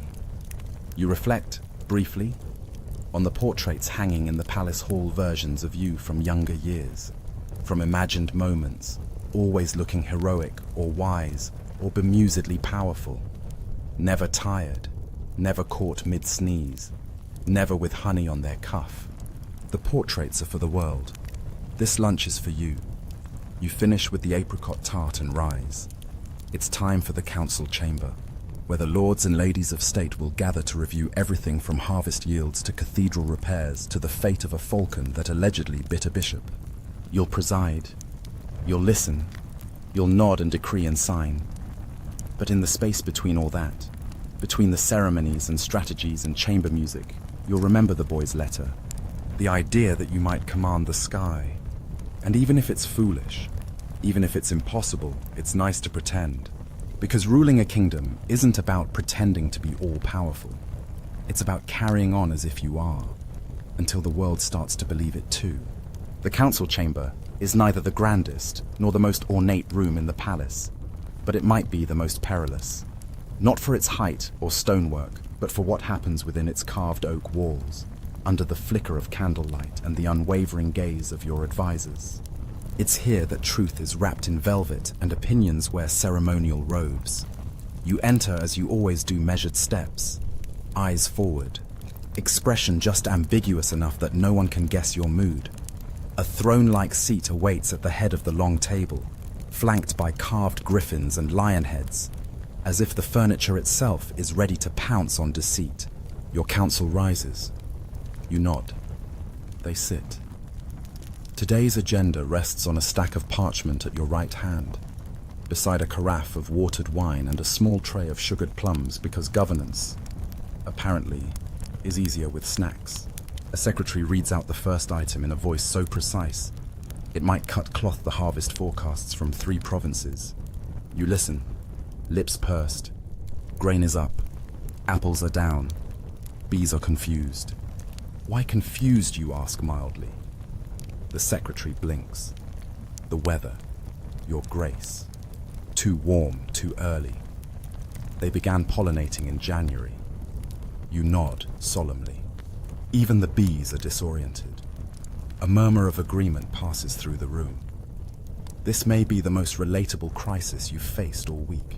Historians still argue whether royal councils were effective governing bodies or theatrical performances for the monarch's benefit. But you know better. They are both. 1 part policy, 2 parts performance. A councillor's cough, a sideways glance, a conveniently timed accidental ink spill. Each movement is a chess piece. Next comes a discussion of the cathedral roof in Birmingham, which has apparently developed a leak so persistent that choir boys now wear cloaks indoors. The bishop writes to request funds. You arch one brow and glance toward your treasurer, who clears his throat and mutters something about tithes and inappropriate gargoyle placement. After a moment of dramatic silence, you decree, let the repairs proceed, and tell the bishop to install a gargoyle shaped like a choir boy. For irony, the council chuckles, relieved. You sip your wine. Then, a change in tone. A petition arrives. Delivered by a page in green livery, a plea from a remote village plagued by a rash of mysterious sickness. They claim it's the fault of the apothecary's new tincture, which includes powdered frog bones and mulberry sap. You raise an eyebrow, curious. Your physician leans forward. An old wives' remedy, your grace. Questionable at best. Possibly effective. Possibly poisonous, you finish. He shrugs. You scan the parchment again, then issue orders for an investigator to be dispatched. Quietly. No need to cause panic over frogs. There's a tension in the room now, the kind that creeps in once the discussion turns from roofs and crops to matters of health and mortality. You allow it to linger for a moment, let them feel it. This truth that even crowns can't protect against illness. Then you pivot. On to lighter matters. You announce, gesturing for the next scroll. Let's discuss the falcon. There is a beat. And then, yes, the scroll is unfurled. According to the report, a nobleman's prized hunting falcon mistook the bishop's ceremonial hat for prey. The bishop insists it was an act of aggression. The nobleman suggests perhaps the bishop's hat was asking for it. You fight a smile. Was the falcon punished, you ask? Clipped wings, says your steward. You nod slowly. And the bishop? He sulked for 2 days and then demanded compensation. You pause, savoring the absurdity. Then decree, send the bishop a new hat, slightly smaller, and a loaf of sweet bread, shaped like a falcon. It is a moment of royal whimsy. It works. The room exhales. You scan the council's faces as they shuffle their parchments, whisper among themselves. Some are young and ambitious, others grey-haired and politically immortal, but all of them look to you not just for answers, but for performance, the confidence that you know what you're doing, even when you're silently wondering how many frogs are in that tincture. As the meeting nears its end, one final item surfaces. The blue-sealed letter, the unexpected audience request. You clear your throat. There is a matter I wish to address. Privately. The advisors stiffen slightly, curiosity sharpened like a dagger hidden in embroidery. But they obey. One by one, they rise, bow, and file out, leaving you with the scroll, the flickering candles, and a stretch of polished silence. You break the seal. The letter is handwritten in a delicate but firm script, and it bears news both vague and unsettling. The writer speaks of rumors in the north of gatherings in the woods, of dreams that come in patterns, of people saying your name without context or summons. There is no threat, only questions. What does it mean when your likeness appears in a fever dream? Why do they say your birth star has shifted? The letter ends with, I ask only for your presence. Come at your choosing. Come alone. You reread it twice, then a third time, outside. The daylight fades. Shadows lengthen. The council chamber feels less like a hall of governance and more like a waiting mouth, and you, sitting in its teeth. You fold the letter and tuck it into your sleeve. Not because you believe in rumors, not because you fear dreams, but because something in the wording stirs an old feeling, something half forgotten and half feared. A memory of the woods, the stars, and something someone once whispered when they thought you were asleep. You rise. There's still much of the day left, an inspection of the kitchen, an evening stroll among the courtiers, perhaps a lullaby performed by the palace musicians before supper. But the moment you leave the council chamber, the blue-sealed scroll still resting against your arm, you know one thing for certain. You'll answer the summons. Not yet, but soon. Because in a court where everyone watches everyone, the true power lies in what you choose not to say. And tonight, you will say nothing. Not about the letter, not about the north, not about the stars. Just one more riddle to carry silently beneath your crown. You walk the length of the eastern corridor in silence. shoes brushing over polished stone etched with ancient vines and faded symbols no one has bothered to translate for generations. The hush of the council chamber still clings to your robes, but here, the air is different, lighter somehow, touched by wood smoke, a trace of cinnamon, and the faint, comforting clatter of distant kitchen work. You're heading for the royal kitchens, not because you need to eat again, but because it is one of the few places in the palace where people say exactly what they mean and say it loudly. As you approach the swinging door, thick oak, worn smooth by generations of elbows, you hear the familiar orchestra of clanking pots, shouted orders, and the thump-thump of dough being abused into submission. The scent that greets you is nothing short of glorious roasted onions, fresh thyme, honey-glazed root vegetables, and something you can only describe as hopeful pastry. You push the door open. Instantly, the room jolts. Half the staff freezes like children caught gambling with candied walnuts. A few drop into clumsy bows. One poor scullion knocks over a jar of cloves, and a wide-eyed butcher's apprentice whispers, "They're real," like you're a unicorn and not a monarch with crumbs on your sleeve. You raise a hand. "Carry on." And they do awkwardly. At first, then gradually, more naturally. The head cook, Mistress Tilda, stomps forward with the confidence of a woman who's scalded barons and outlasted 3 royal diets. "You're early," she says, hands on hips. "Just hungry for honesty," you reply, lifting a spoon from a bubbling pot with practiced grace. She slaps your hand away. You smile. The kitchen is organized chaos, loaves rising like sleepy mountains under linen cloths, spices laid out in symmetrical rows, meats hanging like quiet sentinels from wooden beams. There's a rhythm here, a music all its own, conducted in flour and fire and sarcasm. Mistress Tilda leads you to the corner table where today's feast components are being staged. She lifts a lid to reveal a dish she calls Victory Stew, because once, long ago, it was served after a skirmish where your grandfather's forces accidentally conquered a turnip farm. You ask what's in it. She shrugs, still figuring that out. A kitchen boy brings a tray of tarts shaped like the family crest. You take one. It tastes of spiced apple and ambition.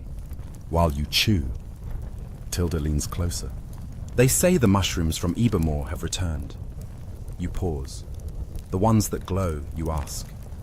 She nods, wiping her hands on her apron. "Glow and hum," they say. The gatherers wear cloth in their ears. "Have they been tested on a goose?" she says. The goose now plays dead whenever it hears a lute. You blink. Historians still argue whether the royal kitchens were breeding grounds for culinary innovation or barely contained magical accidents. But clearly, you're leaning toward the latter. You leave the tart unfinished, just in case. From a basket, Tilda lifts something wrapped in linen and holds it out. Your afternoon sweet. You unfold the cloth to find a sugar figurine delicately molded to resemble a small castle, complete with sugar windows and a caramel drawbridge. The level of detail is absurd. You ask who made it. A boy from the outer provinces. Barely speaks, but his hands could carve the moon. You nod. What's his name? She frowns. He hasn't given one. You pocket the sugar castle anyway. A reminder that even in a world built on speeches and seals, some messages arrive through silence and sweetness. You step back through the door and return to the corridor, the din fading behind you. You pass a tapestry depicting your great-aunt defeating a dragon with a spoon. The dragon, inexplicably, is wearing glasses. There's something comforting in the kitchen's madness, a reminder that beneath the gold, there is always grain, and somewhere, someone is grinding flour, whether you decree it or not. You pass into the gallery of mirrors, a hall designed to reflect not just your image, but your myth. Every step is doubled, every movement echoed. The glass shows you from angles you rarely see: curious, tired, regal, hungry. You adjust your collar. 100 yous do the same. And then, at the far end of the mirrored hall, a child appears. Not one you recognize. She stands perfectly still, no older than 8, in a pale blue gown. Her hair pinned like a courtier's, but eyes wide with something unfiltered curiosity. Perhaps. Or defiance. "Who are you?" you ask, gently. She blinks. "I'm the seamstress's niece." You nod. "Are you really the ruler?" she asks. You smile. That's what the mirrors say. "Do you get to eat the first piece of pie only on Thursdays?" She giggles. You kneel a little so your height isn't a thundercloud. "What would you do if you were ruler?" She considers. "Make bedtime after supper, and pudding first." Wise, you say. Very wise. She beams. Then her nurse calls, and she runs off, trailing echoes and the scent of soap. You linger a moment longer in the mirror hall, watching your reflection shrink back into stillness. The child's question hangs in the air. Not about pudding, about power, about what it means to carry a title bigger than your name. You move on. Outside, the sky turns the color of pewter. Rain threatens, but does not fall. You head to the southern terrace, where musicians are preparing for the sunset suite, a ritual performance meant to close the day with harmony and harp strings, offered to the heavens and your ancestors, and maybe to the occasional noble who can't resist humming along. You take your seat in the high-backed garden chair, wrapped in your evening cloak. The musicians begin a lilting piece about stars and stillness and things that cannot be held. It's soft, strange, and ends with a final note that lingers just a little too long. After, silence returns. And in that silence, the sky finally breaks, not with storm or fury, but with the gentlest rain, just enough to dot your sleeve and stir the rosemary bushes. You stay seated. Let the drops land. Let the moment be real. Tonight, no audience, no laws, no riddles, just rain, just you. The scent of rain clings to your cloak as you make your way back through the palace halls, droplets still glimmering along the hem like borrowed starlight. The world feels slower now, as if even time is politely giving you space to breathe. After the council chamber, the kitchens, and the mirror gallery, your footsteps echo not with urgency, but with intention. You're heading toward the royal scriptorium, a room few ever see, and fewer understand.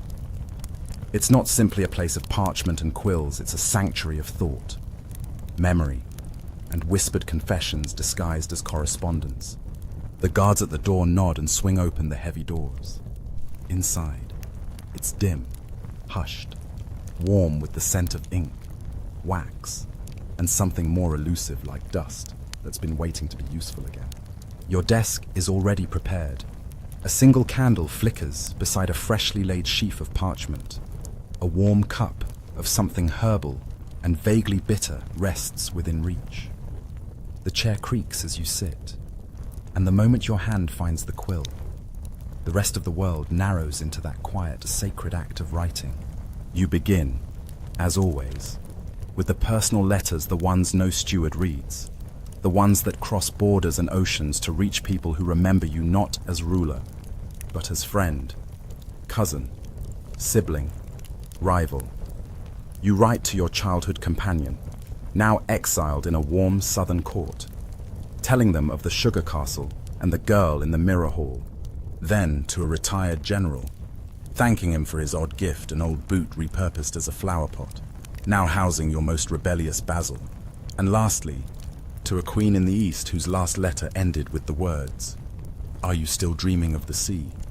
You hesitate before replying.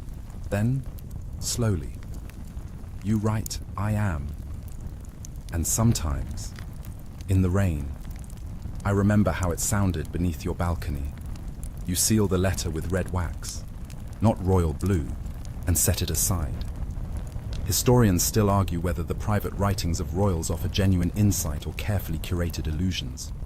But you don't write these for history. You write them for the ones who see you without the gold, without the crown. Next comes the state correspondence treaties to be reviewed, replies to be signed, polite declines to elaborate invitations from duchies who insist their pet parades are diplomatic necessities. One letter catches your eye. It's from the same hand, the same ink, the same voice as the blue sealed letter. Only this one is sealed in black. You open it carefully. Inside a brief line. The dreams have spread. Even those who do not sleep have begun to hum. No signature. Just that. You fold it, slower this time, and tuck it beneath a ledger where no one will think to look. You stare at the candle flame until your eyes blur, then press your palms flat to the table, grounding yourself in the grain of the wood. There's no answer to that message. Not yet. Only questions. And perhaps a future you haven't been formally introduced to yet. You leave the scriptorium with ink on your fingertips and a dozen secrets in your sleeve. The palace has shifted in your absence. Evening has taken hold, and the lanterns lining the inner courtyards now glow with soft orange halos.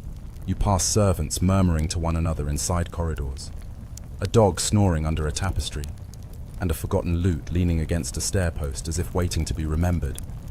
You follow the scent of orange blossoms and step into the royal conservatory, one of your favorite hidden spaces. Here, under a domed ceiling of glass and wrought iron, the plants of a dozen climates bloom together, stubborn and elegant, as if they too have royal blood. A fig tree stretches toward the sky beside a cluster of snowbells. A patch of basil hums slightly. No, wait, that's just a bee. You think.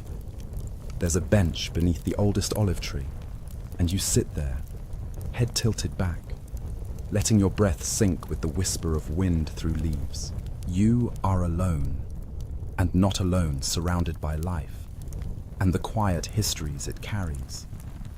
A gardener appears, bowing low. He doesn't speak, only sets a new potted orchid beside the rose wall and vanishes. You reach for the watering jug and tip just a little over its roots. The orchid sighs, at least. In your imagination it does. Everything sighs. Eventually, as night settles fully, you make your way toward the observatory turret, climbing the winding stair with steady steps, the stones still warm from the day's heat. The door at the top is already ajar, as if the sky itself has been waiting for you. Inside, the air is different, thin, crisp, tasting faintly of stars and secrets. You step to the edge and look up, and there they are, the constellations of your house, the crown, the flame, the stag carved by myths, polished by memory, rewritten by every generation that insisted theirs meant something more. Tonight, they shimmer with unusual clarity. You trace them with your gaze, slowly, lovingly, as if each one might whisper back, and maybe, one day, they will. Behind you, the royal astronomer mutters softly as he charts the shifting skies. He pauses, noticing you. Your Grace, he says. The comet is early. You look again. Yes, there, just beyond the reach of the crown. You nod. Let it come. He doesn't ask why. As you leave, your cloak trails behind you like a shadow, unsure whether it should follow. The castle is quieter now. The court has retired to their chambers or wandered into late-night intrigues over spiced wine and broken promises. You, however, are walking to the library tower. It is your last visit of the evening. The doors creak open, and the scent greets you like an old friend: parchment, beeswax, wood smoke, and wisdom. Shelves stretch skyward, filled with volumes that haven't been read in a century. You glide between them until you reach the alcove with your favorite chair, deep-backed, velvet-cushioned, and facing the hearth. There's a book waiting on the table beside it, bound in navy blue, unmarked. You open it. Inside, empty pages. The perfect place for you to begin writing down the parts of your reign that will never make it into the official chronicles. The things that mattered to you, even if no one else will understand why. You write tonight. The stars whispered. The girl in the hallway laughed. The rain told me the bees are confused. And someone who does not sleep now hums my name. You pause. Then, I do not know what it means yet, but I think I will. When you finally return to your private chambers, it's with the quiet satisfaction of having navigated a day full of puzzles, both diplomatic and deeply human, and still managing to keep your crown straight. The corridors behind you fade into soft gold and flickering torchlight, like a story folding itself shut after the last page is read. Inside, the room is warm. A fire crackles low in the hearth. Your favorite slippers, absurdly soft, embroidered with two very smug lions, wait by the chair. There's a fresh basin of lavender water for your hands and a silken robe laid out, its sleeves trimmed with thread that glints faintly, even in candlelight. You sink into the chair with a sigh that feels like an uncorked bottle of good wine. A servant enters silently, with a tray warm milk spiced with nutmeg and clove, a plate of sugared almonds, and what appears to be a tiny sandwich filled with is that quince. You take a sip of the milk and let the heat bloom in your chest. Outside, rain taps softly against the windows, gentle, almost conversational, like it's checking in after a long day apart. Tonight's final duty is one of ceremonial rest, not sleep, not yet, but a kind of royal winding down that has its own structure. You're to review the latest reports from the Keeper of Curiosities, a title given to the one person in your realm whose job it is to catalogue the strange, the rare, and the inexplicably magical. A scroll sits on your nightstand. You unroll it and begin to read. Entry number 404. The compass that points not north, but toward the nearest lie. You blink. Still untested. No volunteers. You chuckle. Entry number 405. A mirror said to reflect not the viewer's image, but their truest regret. Broken. Possibly on purpose. Entry number 406. A sealed jar labeled midnight. Contents unknown. Keeps humming. Awaiting your decision. You stare at that one a little longer than you mean to. Historians still argue whether royal collections were centers of scientific progress or glorified junk drawers, but you've always believed they are where magic pretends to be science until someone proves otherwise. You set the scroll aside and pad across the room to the cabinet by your desk.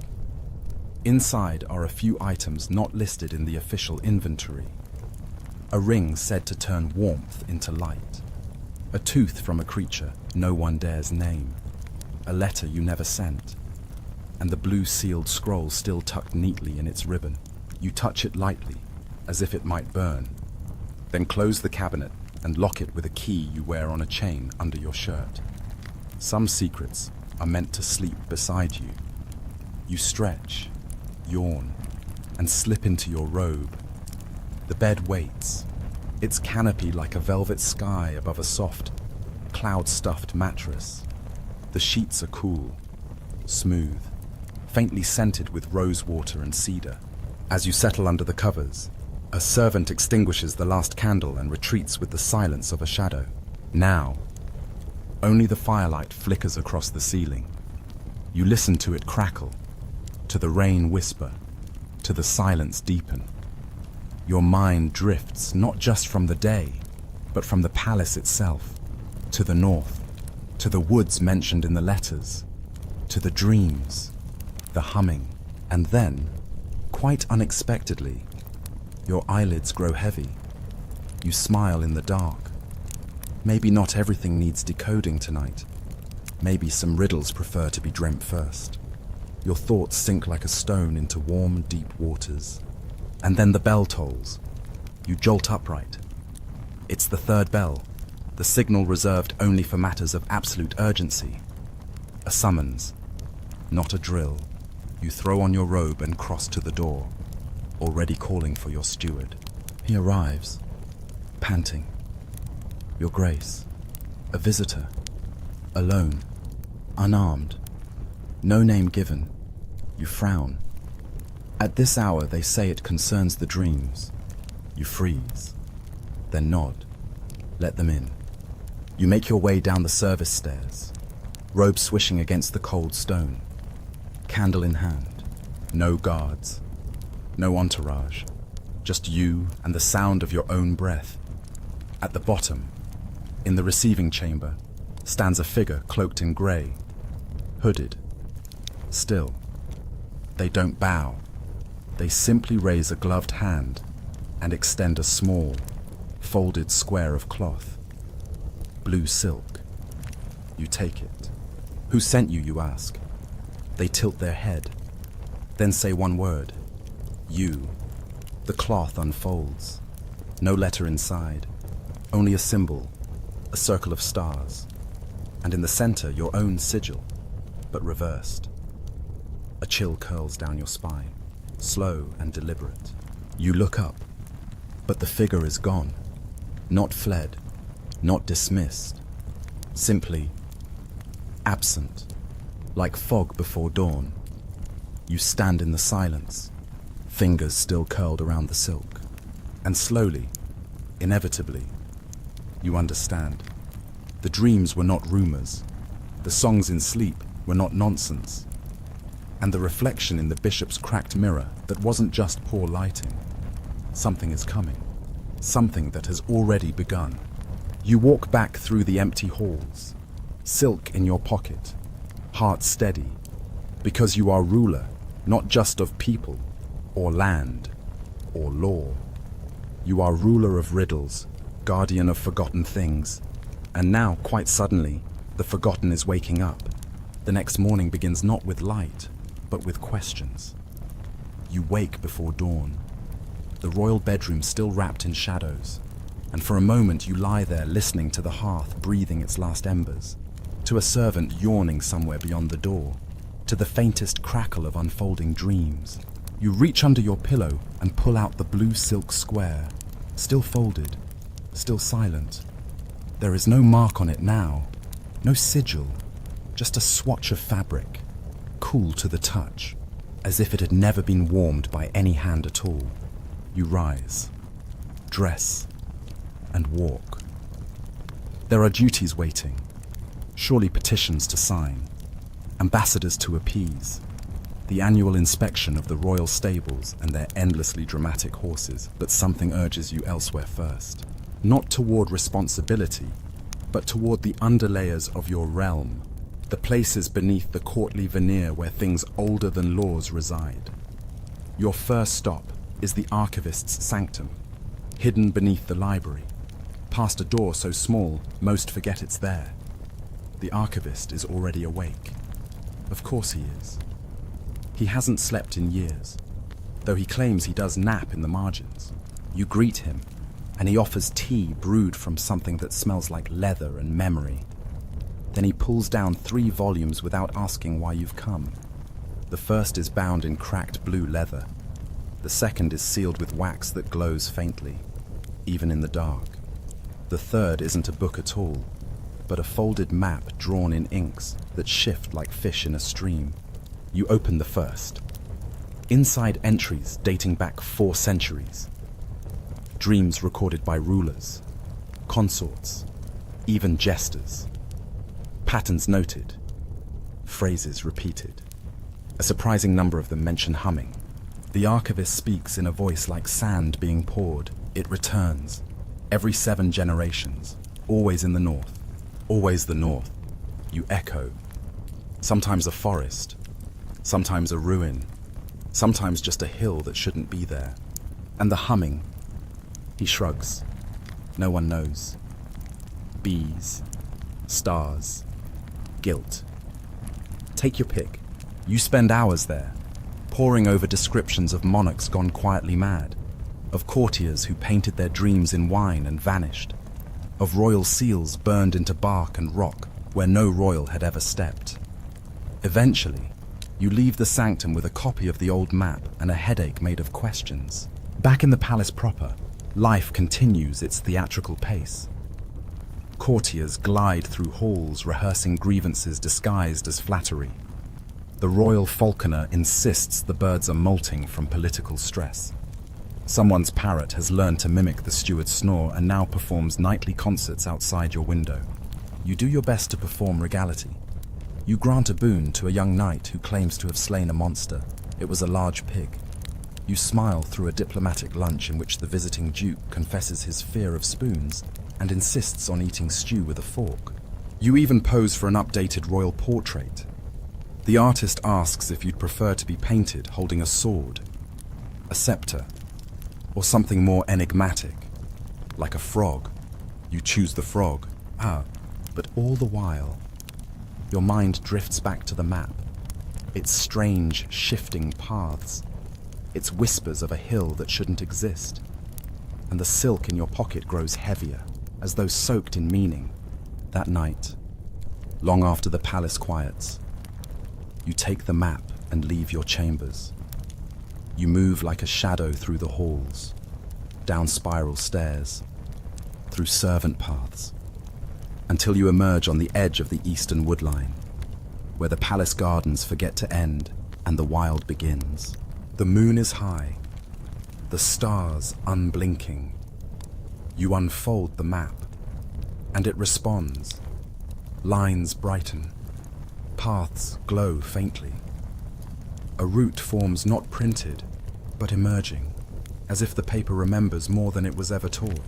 You follow, through tangled hedges, past the old gamekeeper's cottage, across a shallow stream whose stones hum faintly beneath your feet. Eventually, you arrive at a hill.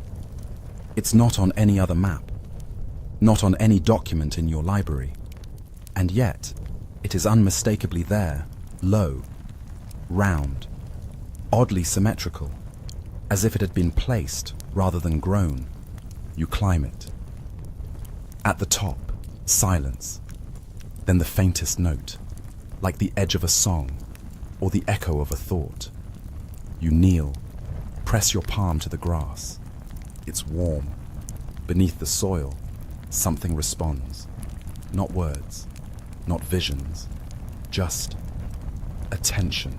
You're not sure how long you remain like that, listening, remembering, forgetting what remembering means. When you rise, the sky has shifted. The stars look slightly rearranged. Or maybe you're just tired. You make your way back to the palace.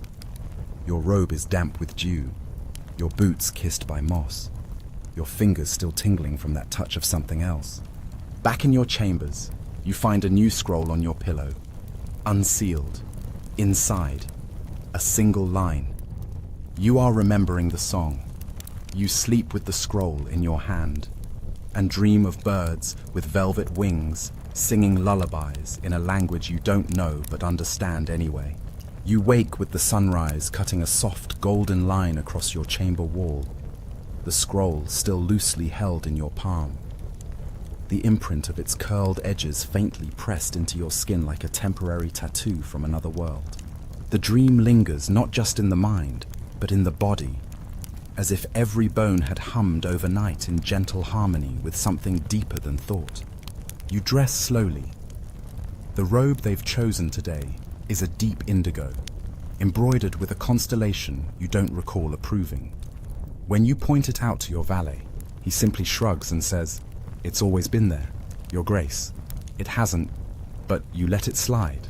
The morning court is already assembling, full of the usual performative chaos advisors dropping scrolls, stewards whispering the latest palace gossip, a noblewoman arguing with the master of ceremonies over the placement of a ceremonial peacock.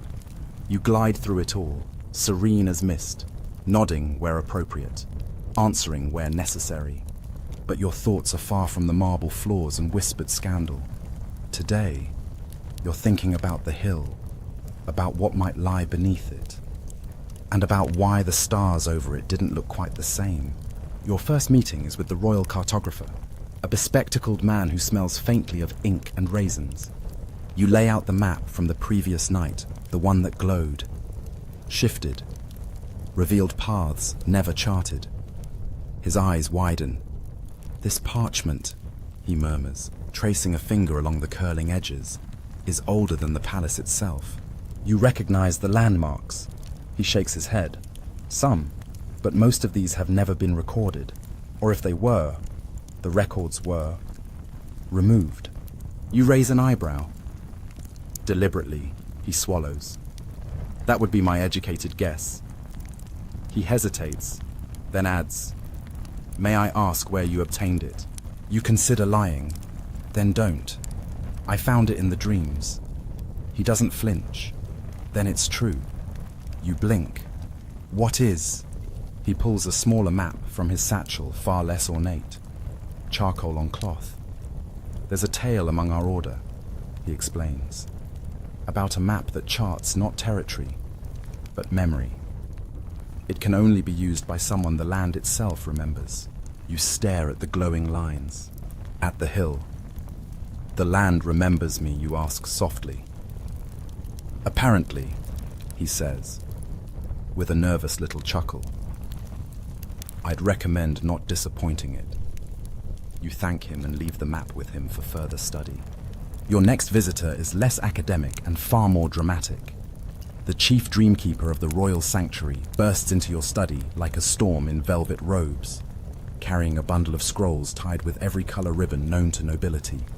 "We must talk," she declares, eyes wide. "Your dreams have leaked." You blink. Leaked. She slams a scroll onto your desk. 3 courtiers reported visions of the hill last night. 2 chambermaids described humming they couldn't trace. And one of your pigeons sang a lullaby in perfect rhyme. You open the scroll. Handwriting shaky, but familiar. The court jester. Fell asleep in a cupboard. Dreamt I was soil. Heard singing. Woke up weeping and covered in lentils. You sigh. And the pigeon, still rhyming, refuses to eat unless you're present. You sit back, exhaling through your teeth. Have you ever encountered this before? The dreamkeeper nods. Once. Long ago. During the reign of Queen Ilaria. Her dreams infected the court too. They say the palace hummed for weeks. And what happened to her? No one knows, she whispers. She disappeared. But her crown was found buried in the roots of a yew tree, still warm. Historians still argue whether Ilaria's end was divine, magical, or political in nature. But you're less interested in conclusions right now than you are in echoes, because it's happening again. And this time, you're awake for it. You dismiss your court early. Let the hall empty. Let the peacock finally settle into its assigned spot. In the quiet, you walk to the Hall of Ancestors, a space most rulers avoid unless a ceremony demands it. Lined with statues, etched with names, filled with portraits whose eyes feel a little too sentient for comfort. You pass your father's likeness, then your grandmother's, then a painting of a ruler you've never met, Queen Ilaria. You stop. She's wearing indigo, the same pattern stitched onto your robe this morning. Not just a constellation, a map. You step closer. The stars are familiar, not from the sky, but from the hill. Your fingers brush the canvas. A tiny piece of paint flakes off and falls into your palm. Beneath the indigo gold, hidden beneath her robe, her crown. Not discarded, just concealed. You whisper her name. The hall does not answer, but something within you does. It says you are not the first, but you may be the one who returns. You leave the hall changed, not outwardly, but deep within the root system of your understanding. That night, you return to the hill, alone. No map, no guard, just you, the stars, and the question that's no longer a question.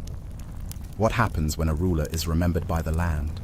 You reach the summit, kneel again. This time, the humming begins immediately. Not from below, but from you. Your chest vibrates.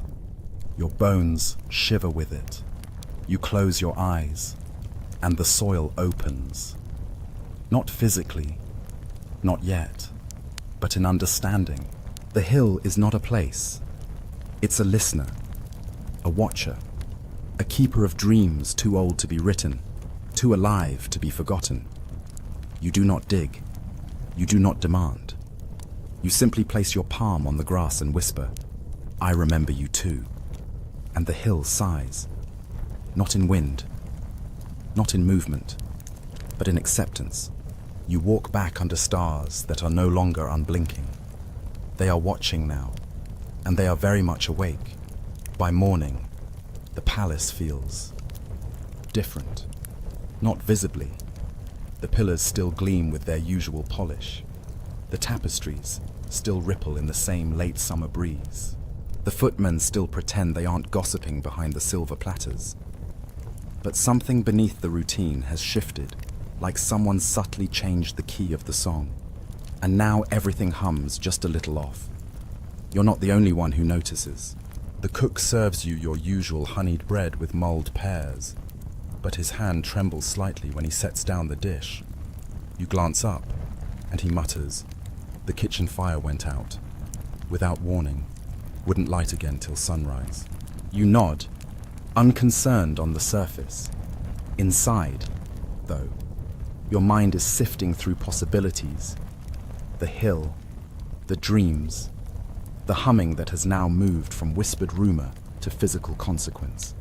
In the council chamber, your advisors report strange behaviors across the realm. "Farmers waking to find fields already harvested," says one.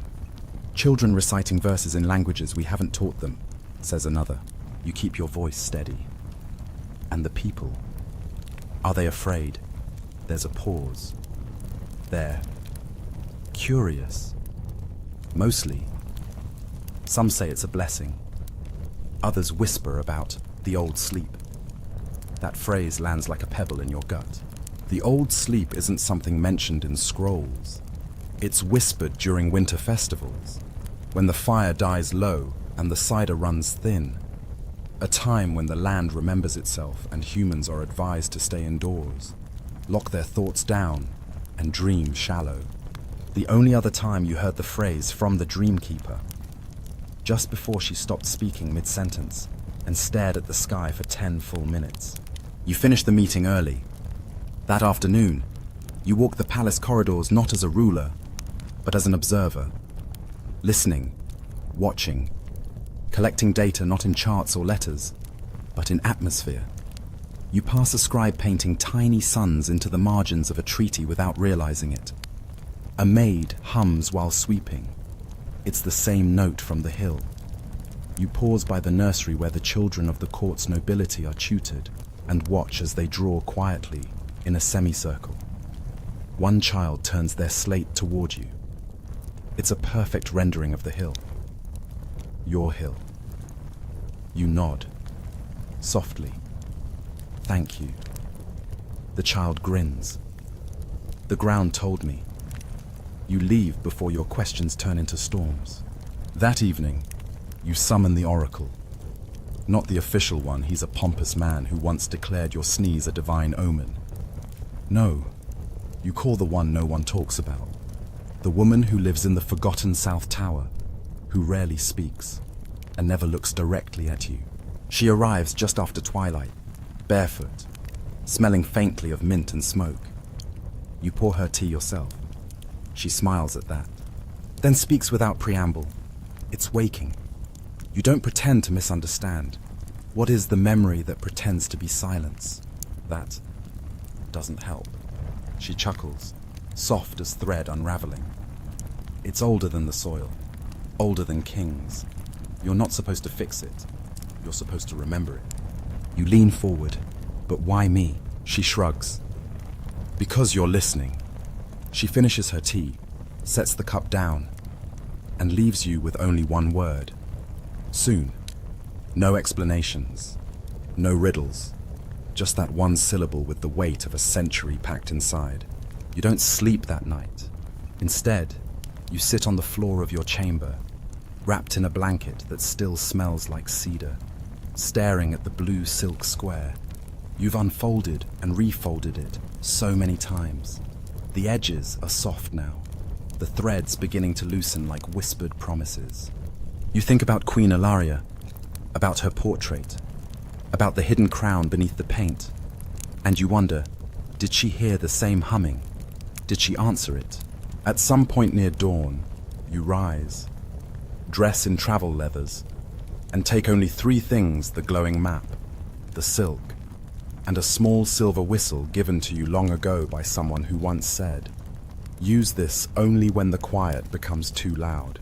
You leave the palace through the garden gate.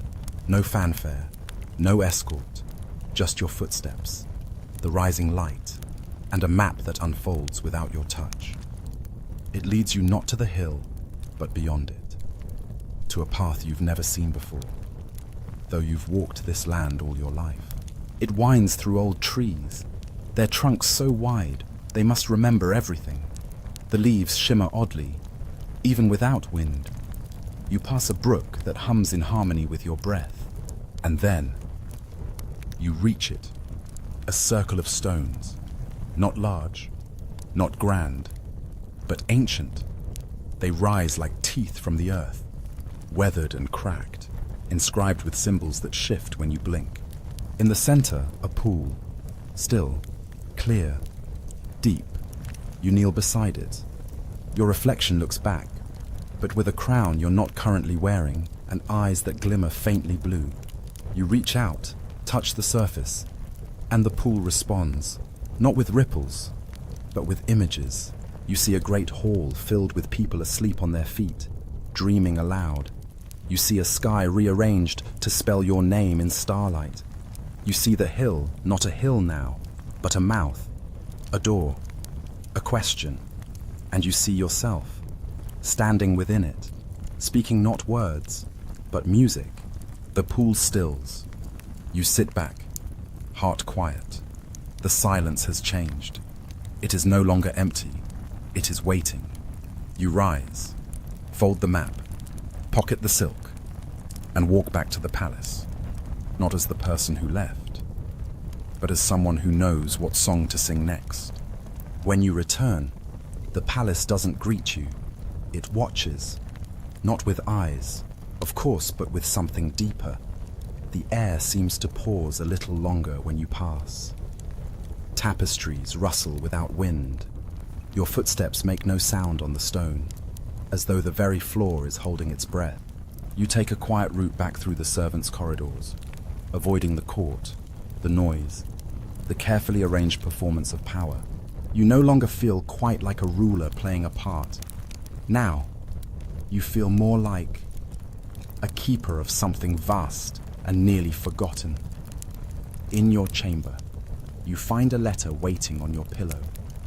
It's written in your own hand, sealed with wax you don't remember melting. Inside, one line: the crown remembers. Do you? There's no answer to that.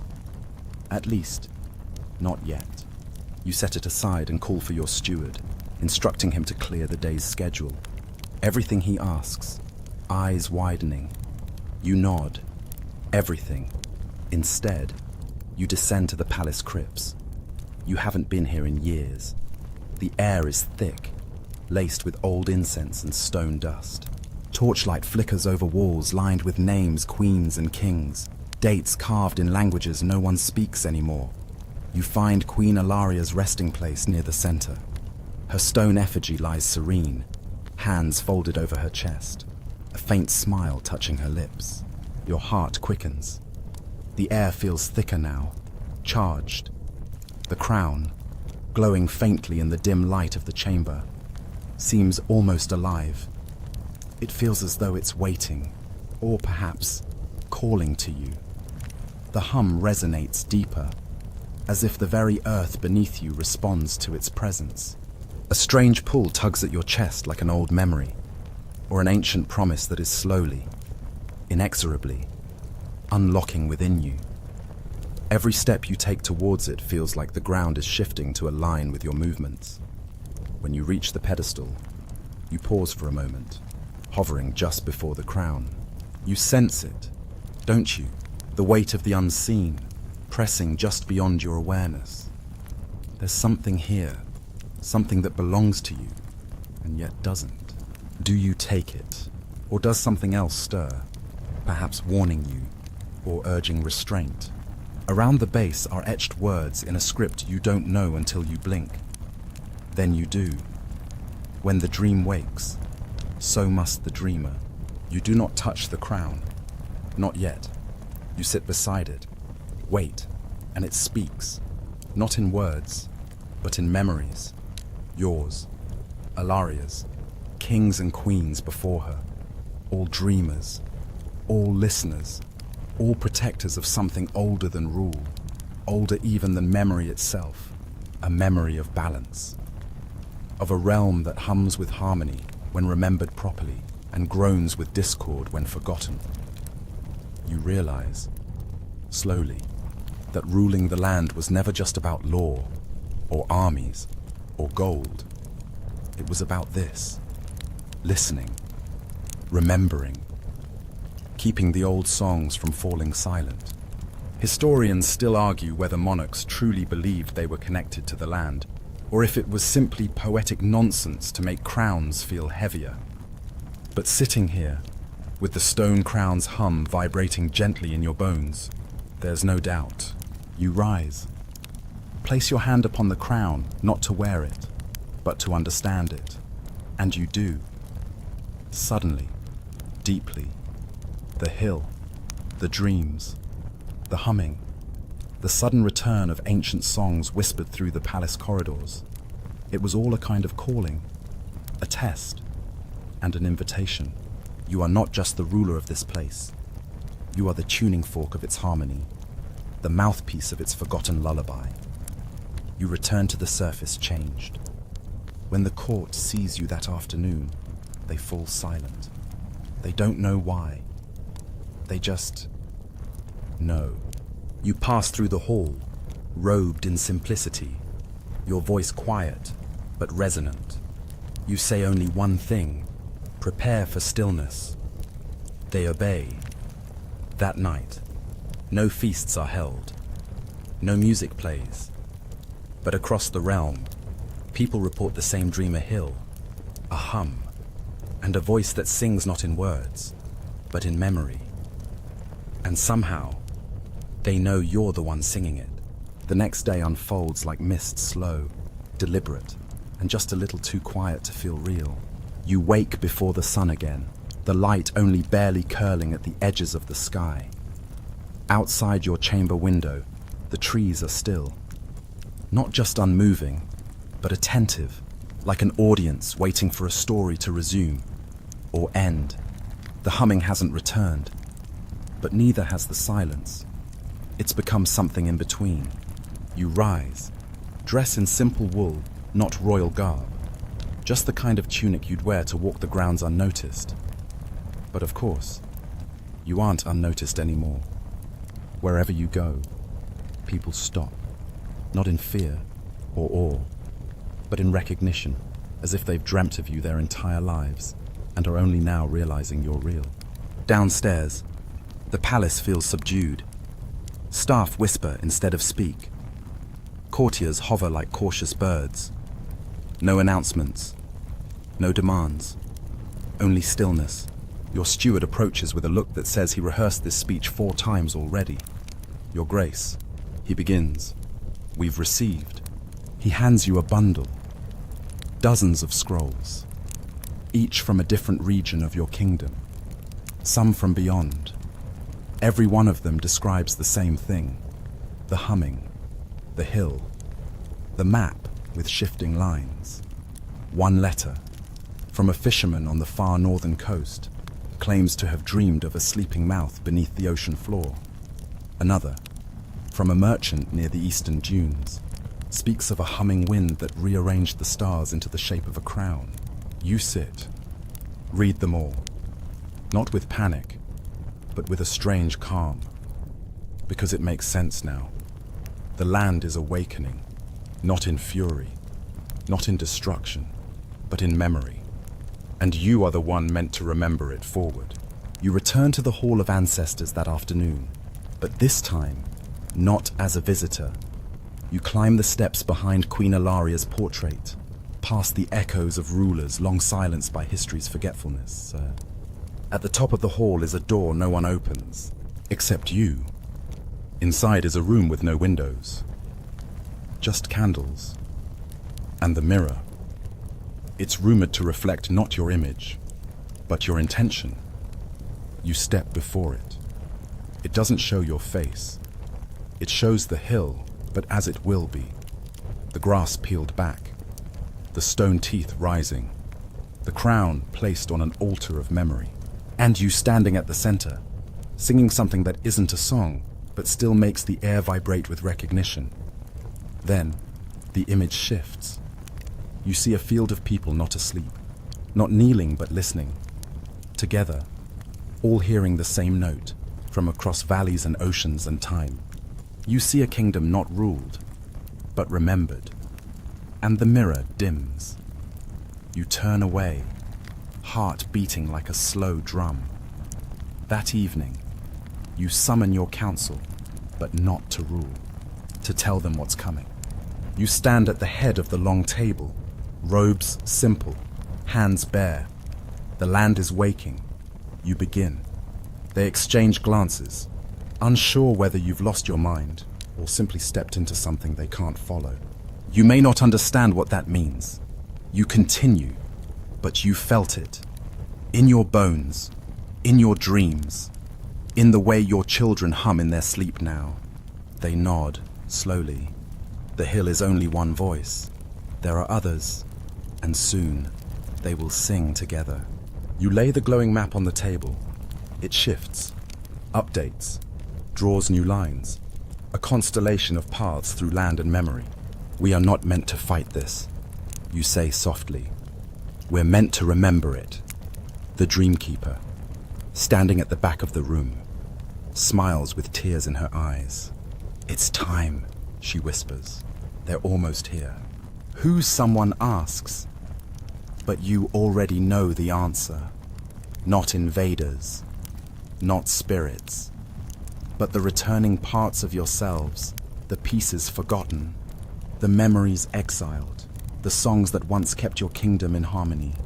Historians still argue whether any of this was literal or just symbolic, a metaphor for power passed gently down the line, a poetic explanation for ritual and dream. But they never stood at the top of the hill. They never placed their palm on the grass and felt it pulse like a living heartbeat. You rise early the next morning, robes white and unmarked.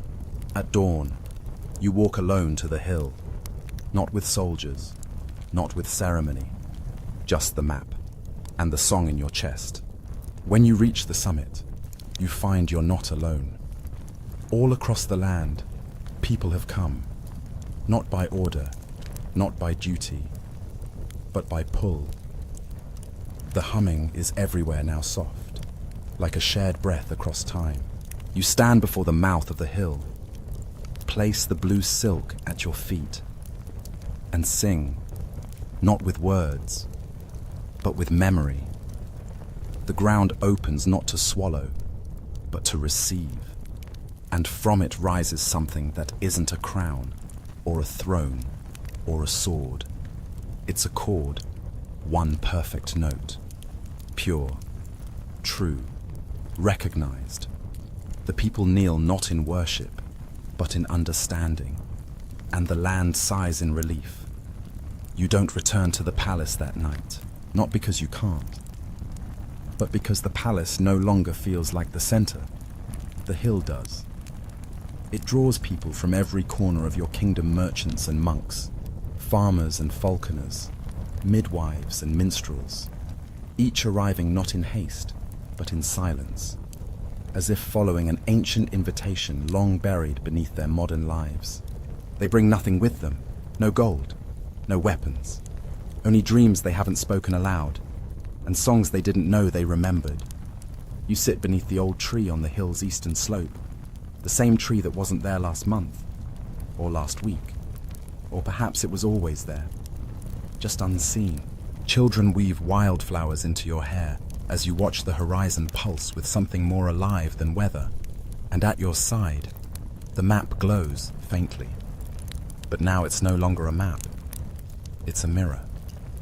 Not of terrain, but of memory. Paths traced not in ink, but in understanding. In the quiet alignment of hearts that have remembered how to hum together. You're no longer just a monarch. Not really. You're something else now. A listener, a harmonizer, a custodian of the sleeping song that is no longer sleeping. That evening, a group of elders gathers at your feet. They speak without preamble. One places a stone in your hand, smooth, warm, pulsing with a rhythm that matches your own heartbeat. This is from the first circle, she says. It remembers you. Another places a cup before you. Spring water from the mountain that never forgets. And the third, a man with eyes like autumn, hands you a scroll. You open it, blank, except for a single, gently glowing symbol. A circle. Inside it, a spiral. You recognize it immediately. It's the shape your dreams have taken for weeks now. You look up. The elders bow not in deference, but in solidarity. You bow back. The humming begins again, but it's different now. Not a single note, but a harmony.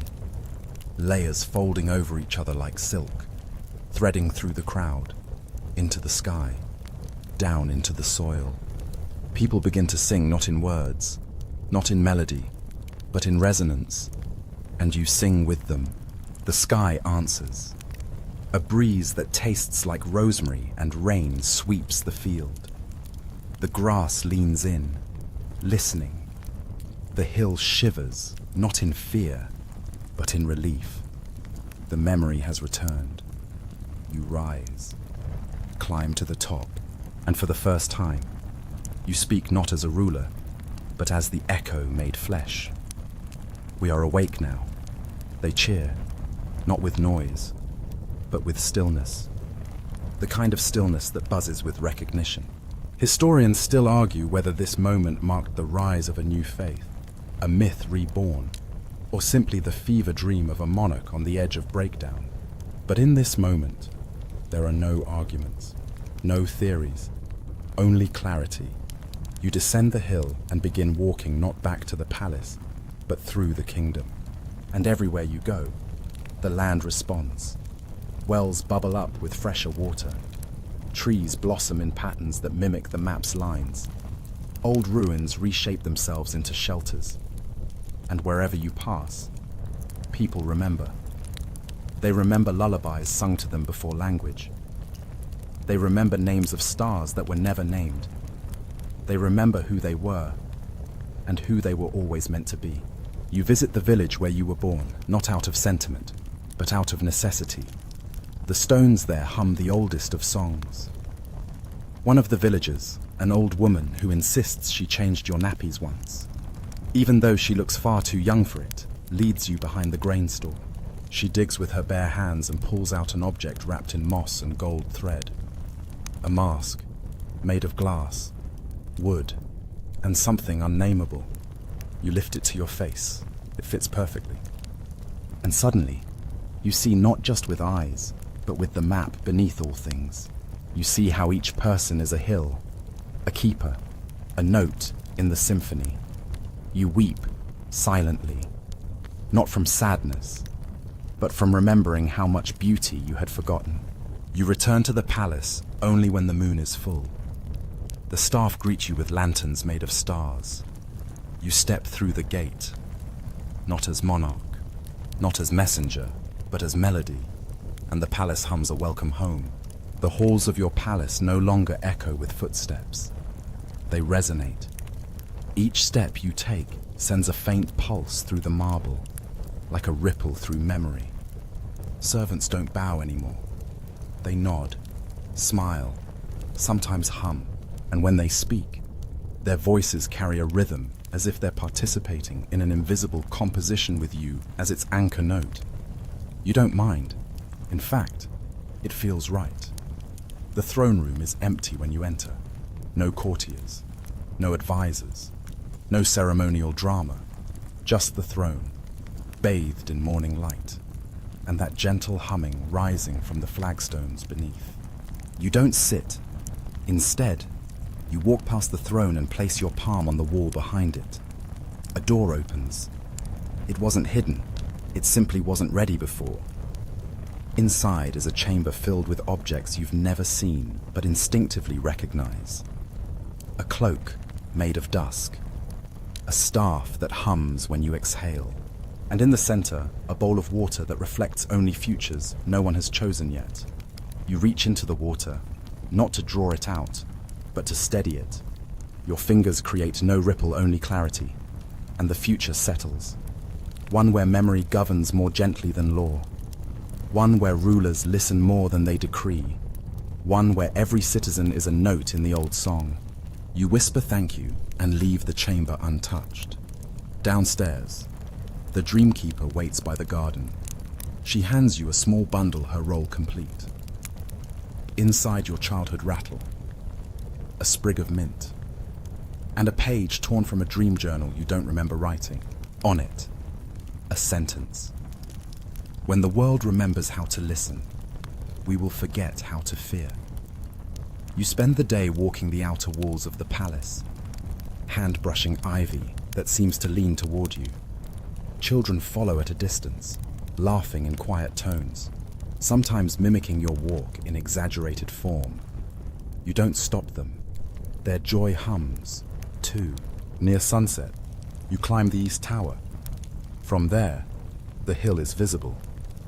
No longer a mystery, not even a monument.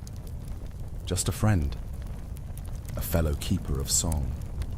The wind brings whispers, not voices, reflections. I heard the stones sing last night. Someone murmurs. My bread rose before the fire touched it, says another. My dreams tasted like honey. You smile. Below, in the village square, people begin to gather not out of duty or ritual, but because their hearts hum in unison now. Someone begins to sway. Another follows. A third adds a note. By the time the moon rises, the entire square is singing. No instruments, no conductor, just a kingdom that has finally remembered its melody. You walk down and join them, not on a pedestal, not with fanfare. You simply find your place in the circle. And when your voice enters the harmony, it doesn't stand out. It blends perfectly. The stars respond. They rearrange themselves not into names or signs, but into a wave of soft light across the sky. A lullaby drawn in glimmers. You tilt your head back, and the stars hum back.